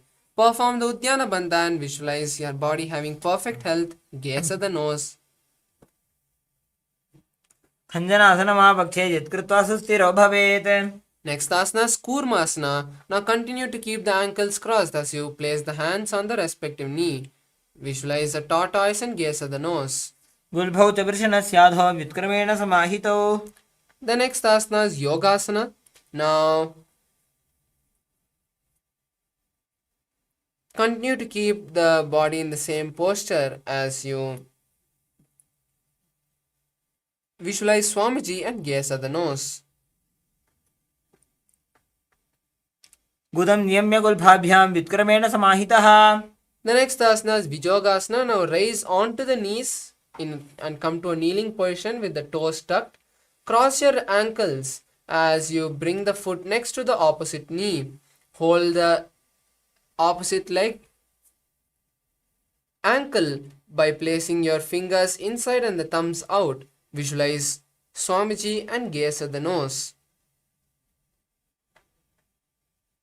घोड़ा वामो उभो होई घोड़ा आड़ा राखे दोई. The next asana is Ushtrasana. Now uncross the ankles as you continue to be in the kneeling posture. Bend back and hold on to the ankles as you push the hips forward and tilt the head back. Visualize a camel in your inner space. मेरुदण्डग्रन्थि दाढ्या संविवादयिषु पुमान्. The next asana is Jatyasana. Now sit between your heels and bring your forearms to the ground and touch your head to the ground. Visualize a blooming lotus and gaze at the nose. दो AD संपुट करे 16 मूलद्वारी तरि धरे. The next asana is Viratasana. Now place your back on the mat and then get up. Do this again and again. You can use your hands for support if needed. Visualize yourself being completely healed and gaze at the nose. जंगा पृष्ठभूमो निधाज्य जंगोत्रयोः ऊरुनि संस्थाप्य. The next asana is Kapotasana. Now from Viratasana, raise the hips higher and bring the forearms on the mat. Hold the back of the heel and bring the head between the feet. Visualize a beautiful dove. मेरुदण्डग्रन्थि दाढ्या संविवादयिषु पुमान्. Next asana is Varasana. Now come to a kneeling position with the toes tucked and the feet together. Hold the opposite elbow and visualize receiving a boon from Paramashiva. Gaze to the nose. दानुनि भूमौ संस्थाप्य हस्ताभ्यां बाहु परस्परं धृत्वा. Next asana is Varahasana 2. Now from this kneeling position, sit on your heels with the toes tucked. Place your forehead on the mat and hold the head with both the hands. Visualize Varaha, the boar avatar of Lord Vishnu. सूर्यं चन्द्रं भेदनानि आसनानि निकथ्यते. Next asana is Mundasana. Now this is an inverted asana, so you can take the support of the wall if needed. Now place your forearms on the ground, shoulder width apart, and interlace the fingers. Then place the crown of the head between the interlaced fingers and kick the legs up, coming into a headstand. Visualize yourself as a lobed tree and gaze at the nose. अधो मुंडासनं वक्ष्ये सर्वेषां प्राणिनां सुखम्. The next asana is Andhasana. Now sit on your heels with the toes flat. Place your head between your knees and cover your ears. Visualize Swamiji and gaze at the nose. प्रथम पगदली समटहरावे कोरमाहिली उभे मिलावे. Next asana is Viparita Shalabhasana. Now lie on your stomach and stretch your hands forward. Simultaneously lift the legs, hands and chest off the ground as you visualize a locust. शलभासन भेदाश्च नटभेरुण्ड नामके गण्डभेरुण्ड सहिते शीर्षदण्डासनं तथा. Next asana is Kapalasana. Now bring the hands to the side of the body with the palms facing down. Lift the legs alone off the ground as you visualize a skull. कपालं भूमो निधाय ऊर्ध्वं पादो नजेत्. The next asana is Akasha Bhairava. Now continue to keep your hands by the side of your body as you kick the legs up, bringing the legs to the front, to the side of the head from behind. Visualize a beautiful dove. उष्ट्रासने स्थित्वा चरणौ भूमेरुत्थाप्य. Next asana is Chatakasana. Now sit on your heels with your toes flat. Place your forehands on the mat as you visualize a sparrow. कूर्परपर्यन्तौ हस्तौ धरामोष्टभ्य. Next asana is Vrishikasana.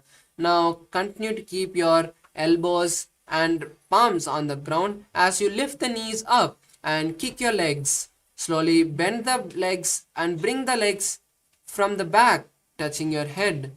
Visualize a scorpion and perform the Saja Kumbhaka.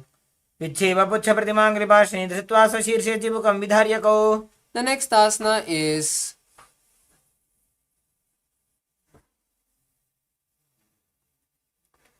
Vrishasana. Now sit on one heel and let the other heel be outside of the hips. Place your hands on the mat and visualize a bull. Perform the Antaranga Kumbhaka, which is forceful inhalations. याम्य गुल्भे पादमूले वामभागे पदेतरम्. The next asana is Lolasana. Now bring both the soles of the feet under the perineum as you keep the hands shoulder width apart. Then slowly lift the legs off the ground as you balance on the hand.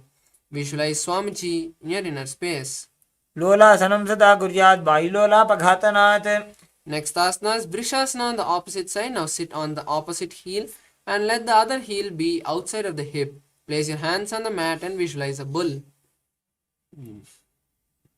याम्य गुल्भे पादमूले वामभागे पदेतरम्.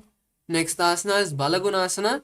Now sit on one heel with the toe pointing with the toes on the floor and place the opposite leg flat on the ground with the knee to the chest.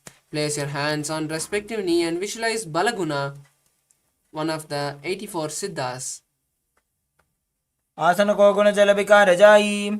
The next asana is Grahasana. Now stand up and lean down as you insert the hand under the thighs and calves.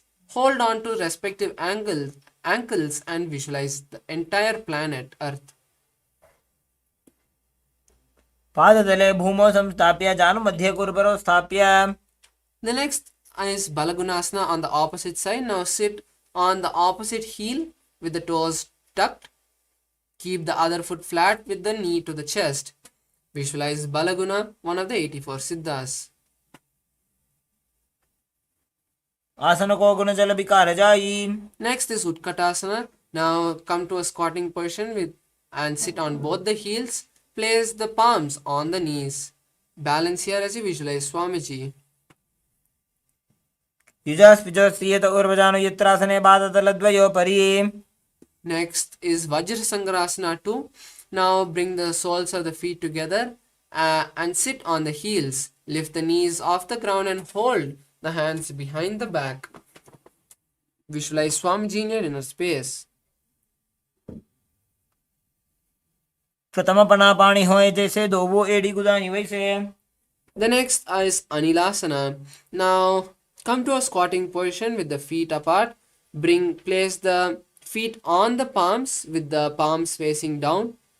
Visualize you have the ability to live by breathing air alone. दो हाथ भूमि पर इटाने कहनी जाड़ी नाभि लगाने. Next is Padukasana. Now stand up and place the back of the palms on the ground. Then step the feet onto the palms and wrap the feet with the fingers. Walk back and forth in the mat as you visualize wearing padukas. हस्ततलयोः पादतले कृता तिष्ठेत् गच्छेत् पादुकासनं भवति. Relax. The next is Kukutodana Asana. Now place your palms on the mat and kick your legs up and let it land down. Repeat this again and again as you visualize a rooster. हस्ततले भूमौ कृत्वा पादतले च ऊर्ध्वमुड्डानं कृत्वा. The next asana is Viparita Nritasana. Now place your hands flat on the mat and kick your legs up as you come into a handstand. Then start shaking your legs, visualizing yourself dancing. हस्ततलाभ्यां भूमिमष्टभ्य. Relax. The next is Kunjarasana. Now separate the feet and place one palm on the mat and the other arm straight. Bring the opposite hand to the head and be stable. Visualize Swamiji in your inner space and perform the Saja Kumbhaka. अथ वक्षे महादेव कुञ्जरासनम् उत्तमं करेण हिगेन पादाभ्यां भूमौ तिष्ठेत् शिरःकरः. The next asana is Kunjarasana on the opposite side. Now switch the position of the hands as you continue to visualize Swamiji in your inner space. अथ वक्षे महादेव कुञ्जरासनम् उत्तमम्. The next asana is Kadambasana. Now come to a squatting position and hold the respective ankles. Visualize a tree and lift the heels off the ground. पार्श्वेभ्यां भूमिमष्टभ्य. The next asana is Pavanamuktasana. Now sit on the ground and bring the thighs to the chest. Hold the opposite knees and squeeze your body as you visualize the excess vata being balanced within your system. दयोस्तु पादयोः पाणिं लात्वा स्वस्थनितम्बके. The next asana is Chakorasana. Now stretch the legs and place one leg behind the head. Keep the hands on the ground as you lift the body up and stretch the opposite leg up and straight. Visualize you're a powerful source of energy. पूर्वतानं चतुष्पादपीठं वज्रासनं तथा. The next asana is Dhanurasana. Now bring both the feet together and hold the feet with the respective hands in prana mudra. Then pull one leg towards the ear as you visualize yourself as a bow. पादाङ्गुष्ठौ तु पाणिभ्यां गृहीत्वा श्रवणावधि. The next asana is Ashtavakrasana. Now place one leg on the respective shoulder and bring the opposite leg across and hook it on top of this leg. Now lean forward as you stretch the legs to the side. Visualize a flying crane in your inner space.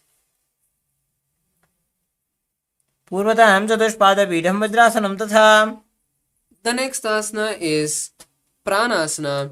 Now place one leg on the opposite thigh and bring one leg on the respective shoulder. Place the hand of the leg which is on the opposite thigh on the thigh and visualize you're having the ability to live by breathing prana alone.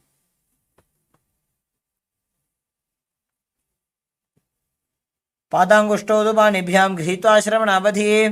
The next asana is Parshvamatsendrasana. Now place one leg on the ground and place the opposite leg flat on the mat. over the opposite leg. Insert the hand through the gap of the thighs and hold the hands behind the back. Visualize the great sage Matsyendranatha and gaze at the third eye. पार्श्वाभ्यां धृत्यते यास्तु पार्श्वमत्स्येन्द्रमुत्तमम्. The next asana is Chakorasana on the opposite side. Now bring both the legs straight and place the opposite leg behind the head. Place the hands flat on the mat and lift the body off the ground. Visualize the great sage Matsyendranatha. पार्श्वाभ्यां धृत्यते यास्तु पार्श्वमत्स्येन्द्रमुत्तमम्. The next asana is Dhanurasana 2. Now sit on the ground with both the legs stretched. Hold both the legs, big toes with the respective hands in pranamudra. Pull one leg to the ear and visualize yourself as a bow. पादाङ्गुष्ठौ तु पाणिभ्यां गृहीत्वा श्रवणावधि. The next asana is Ashtavakrasana. Now place one leg over top the respective shoulder and bring the opposite leg across and hook it on top of this foot. Lean forward and down as you extend the legs out to the side and lift the head and chest off the ground. Visualize a flying crane. वासिष्ठमथकौण्डिन्यमूर्धकुक्कुटमेव च.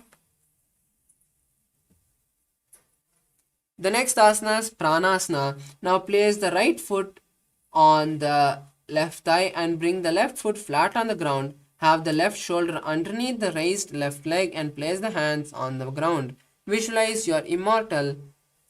Gaze of the third eye. एतत् प्रभेदं वक्ष्यामि करोति यस्य चामरः. The next asana is Parshamatsendrasana.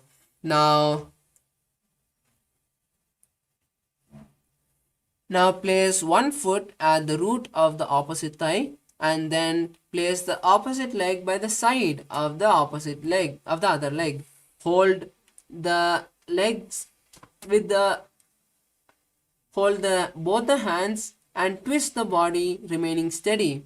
Visualize the great sage Matsyendranatha and gaze at the third eye.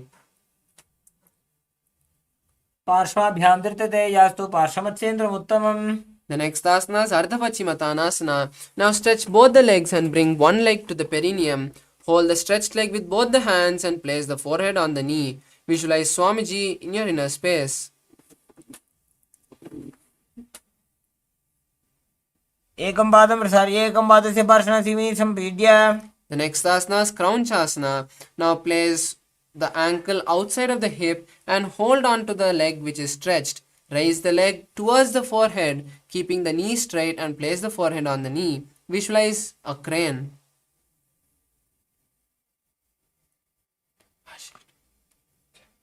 वासिष्ठमथकौण्डिन्यमूर्धकुक्कुटमेव च. The next asana is Ardhapachimatanasana on the opposite side. Now again stretch both the legs and pull the opposite leg to the perineum. Hold the stretched leg with both the hands and place the forehead on the knee. Visualize Swamiji in your inner space.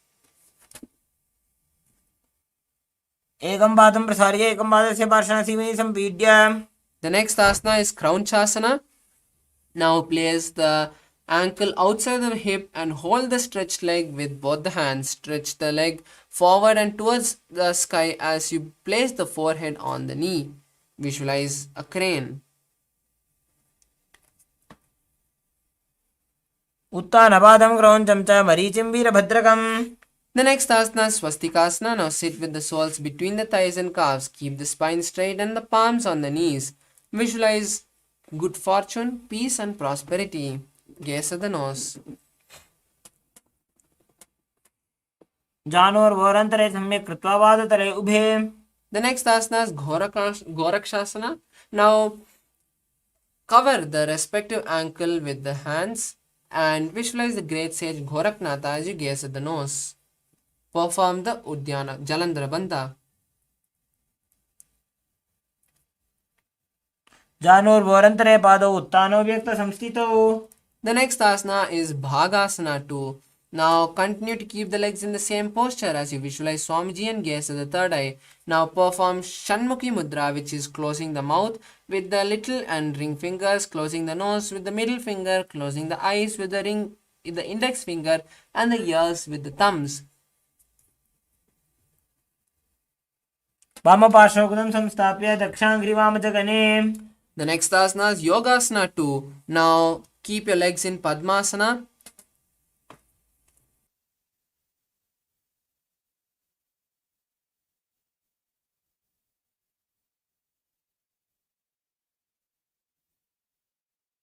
The next asana is Yogasana. Now place the feet on top of the opposite thighs in Padmasana. Place the back of the palms by the side on the mat.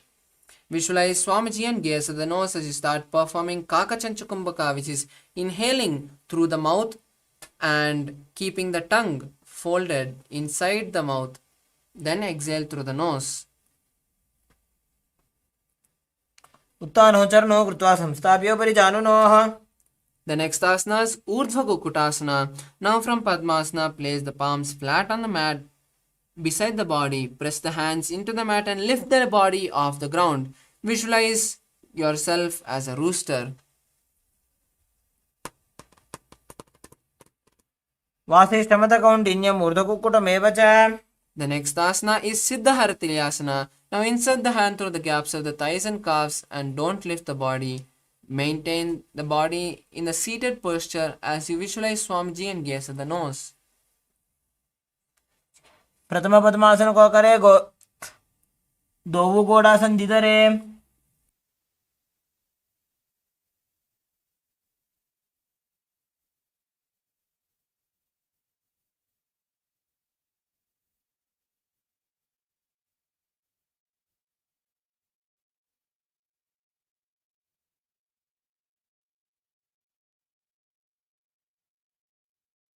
Next asana is Hamsasana. Now lift the body off the ground with the hands inside between the thighs and calves and visualize a beautiful swan. Gaze at the nose. Kukkutasana स्थित्वा स्कन्धपर्यन्तं ऊरूनि नीत्वा. The next asana is Karmukasana. Now keeping your hands inside the gap of the thighs and calves, lift your body forward, placing the forehead on the ground and stretch the hands backwards, interlacing it behind the back. Visualize you are the bow of Lord Shiva.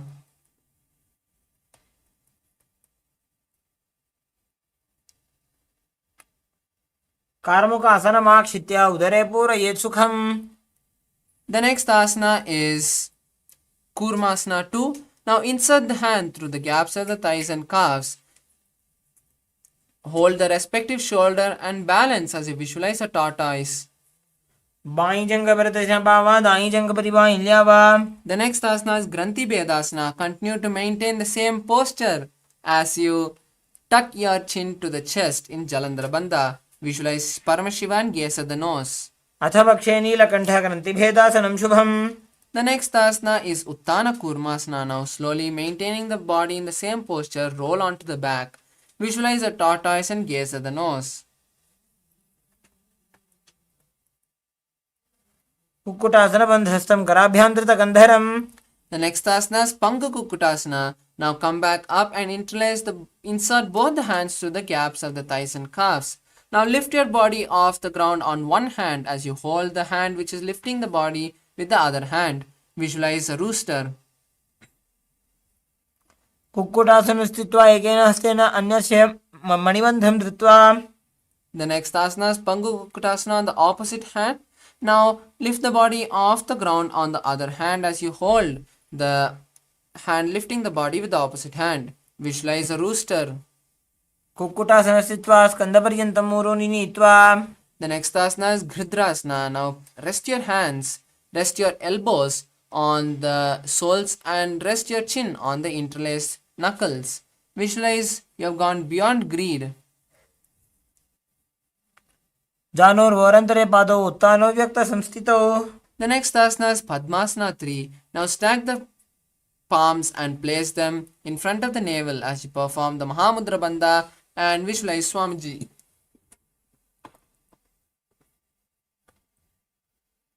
उत्तानो चरणो विधाय विधिवत् शक्ति स्थितो योगिरात्.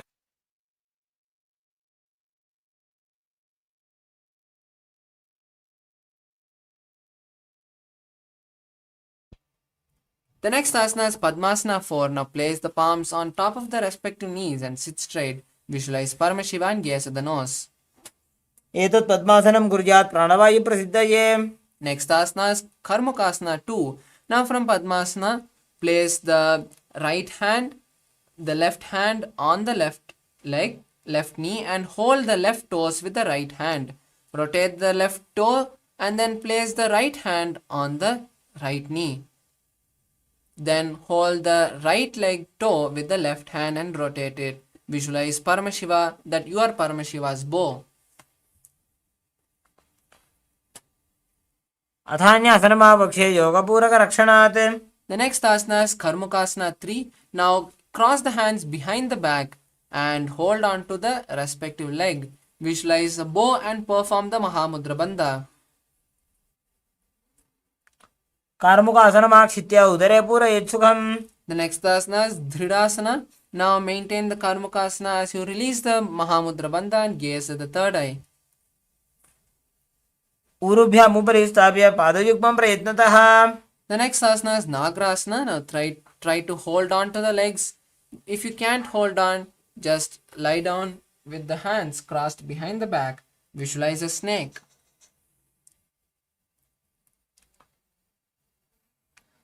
प्रथम पद्मासन कोठाने दो हाथ पाछाने आने. Next asana is Khandukasana. Now release the Padmasana and place your thighs on the chest. Wrap your legs and visualize a ball. वेत्रासने स्थित्वा हस्तपादान् निष्कुष्य. Next asana is Urdhva Pavanasana. Now interlace the hands behind the head, keeping the feet flat on the mat with the knees up. Visualize Swamiji and gaze at the nose. प्रथमे सूधोसैन करावे घोड़ा उभा राशि मिलावे. The next asana is Markata Pitasana. Now lie on the back and place the hands under the respective heel as you lift the hips up. Visualize a powerful ape. उत्तानशयनपादतले उत्तानहस्तयोः स्थापयेत्. The next asana is Uttana Shikipitakasana. Now lie on the back and raise the hips up. Support the hip with your hands placed at the waist. Keep the elbows on the ground to bear the weight of the body. Stretch your legs straight and visualize Swamiji as you gaze at the nose. जङ्घोरुबलहीनश्चेत् उत्तानशिखिपीठकम्. The next asana is Narakasana. Now kick the legs up, straightening them towards the sky. Keep the hands at the lower back for support if needed, or else stretch them down flat on the mat. Visualize traveling blissfully through hell. ग्रीवाकण्ठेन भूमिं विष्टम्भ. The next asana is Tiryanavakasana. Now place your hands on the hips and slowly angle the legs forward. Visualize a boat. नौकावत् स्थित्वात् ऊर्ध्वं पादाग्रद्वयं नजेत्. The next asana is Dvajasana. Now place the hands back on the ground if you can and visualize the Kailasa flag. तिर्यन्नौकावत् ग्रीवापृष्ठकोर्परैः भूमिं वष्टभ्य. The last asana is Mritasana. Now lie on the back completely relaxed. Avoid all the micro movements as you completely unclutch from your body. Place the hands by your side and intensely visualize Swamiji in your inner space.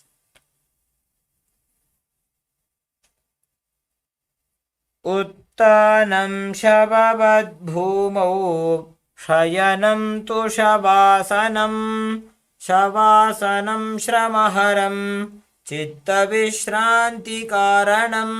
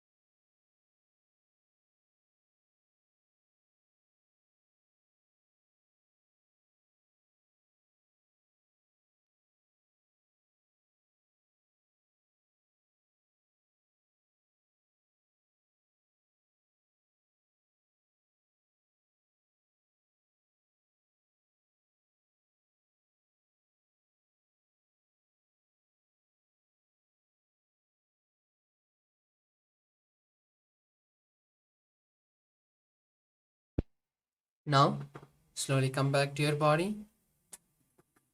Start moving your hands and legs. Bring awareness to your legs, your body, your hands, your stomach, your head, your neck, and slowly bend your knees, bringing the legs to your chest. Rock your body from side to side and make some momentum, slowly raising the body to a comfortable seated position. We have beautifully finished the 308 asana sequence, which has been revealed by Paramashiva itself in the form of our beloved Supreme Pontiff of Hinduism, our beloved Swamiji. Next, we have to do one more thing, which is the power manifestation. As we perform the yoga, our body gets intensely charged with the Kundalini energy and the prana. And to make it useful in our life, the best thing that we can do is manifest powers. Because only when we manifest powers, we are actually using this intense Kundalini awakening and the prana which is inside us to do something in our life. Now, after this power manifestation, after this yoga, we'll be having the power manifestation session where we'll be manifesting the power of third eye. So immediately after we chant the Purna Mantra, keep a eye band and a few papers ready next to you, or your device ready next to you, so that you can see and write down what you see. And after the power manifestation, you can get refreshed for the next sessions. So now we'll finish with the Purna Mantra first, and after that we can disperse to get dressed or to change and refresh ourselves for the next sessions. So now let's all sit straight with our head, neck and spine in a straight line. Bring your hands to the heart center in Namaskar Mudra. Visualize Swamiji and take a deep breath as we chant the Purna Mantra. Om Purnamadav Purnamidam Purnat Purnamudachyate Purnasya Purnamadaya Purnamevavashishyate. Om Shanti Shanti Shanti Hari Om Tat Sat. Sarvam Bhagavat Shri Nithyananda Paramashiva Padukarpanamastu. Om Nithyanandam. Thank you, Nithyanandam.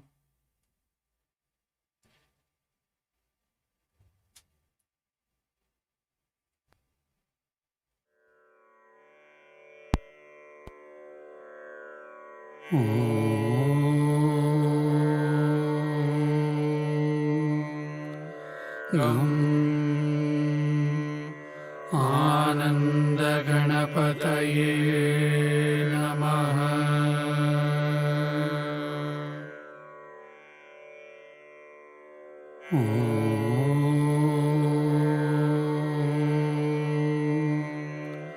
Gam Ananda Ganapataye Namaha.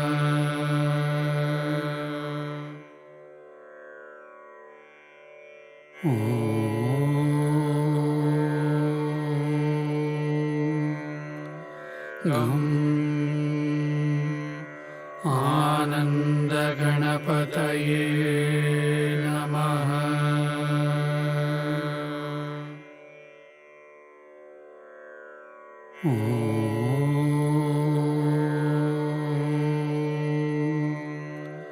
Gam Ananda Ganapataye Namaha.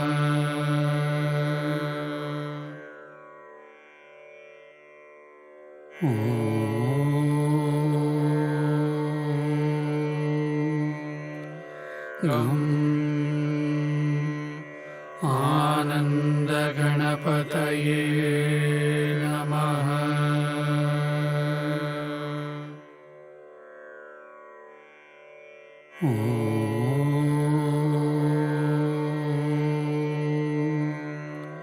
Gam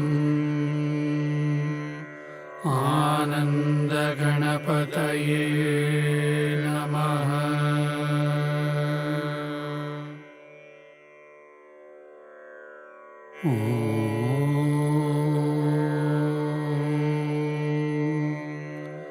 Gam आनन्दगणपतये नमः।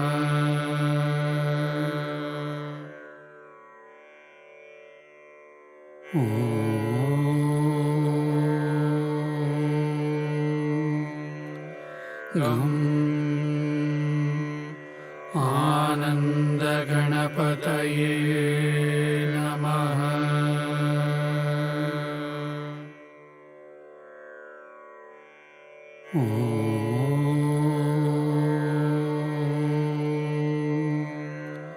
गं आनन्दगणपतये नमः।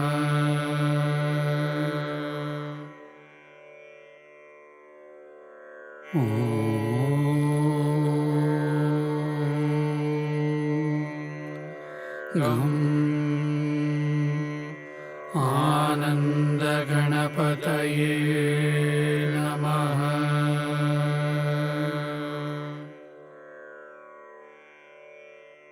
गं आनन्दगणपतये नमः। गं आनन्दगणपतये नमः।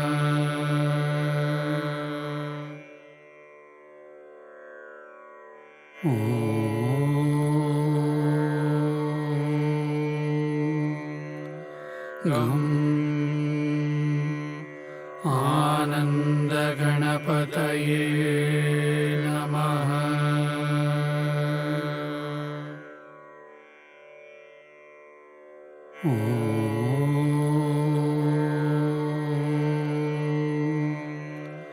गं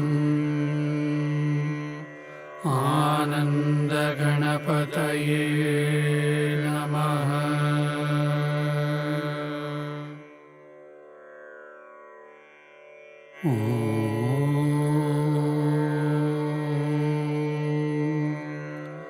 गं आनन्दगणपतये नमः।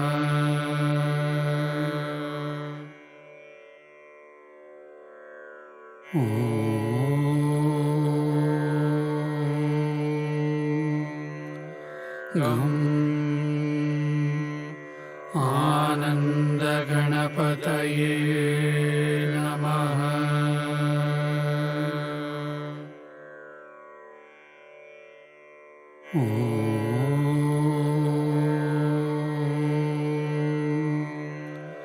गं आनन्दगणपतये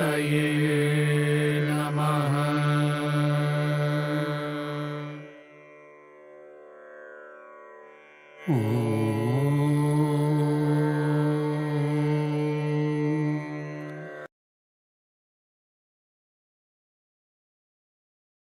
गं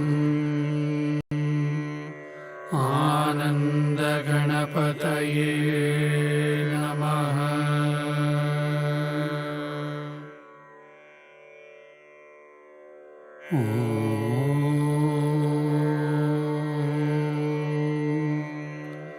गं आनन्दगणपतये नमः।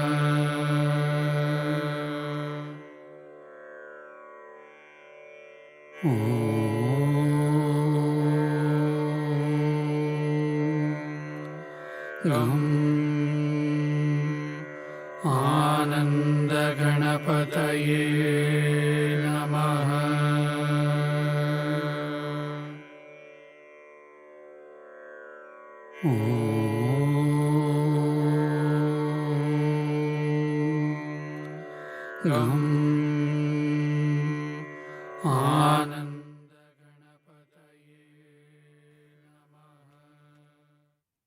Yes, Nithyananda, I welcome all the Paramashivoham Level 3 Season 3 participants to today's Power Manifestation session on the day 19 of the Paramashivoham Level 3 program.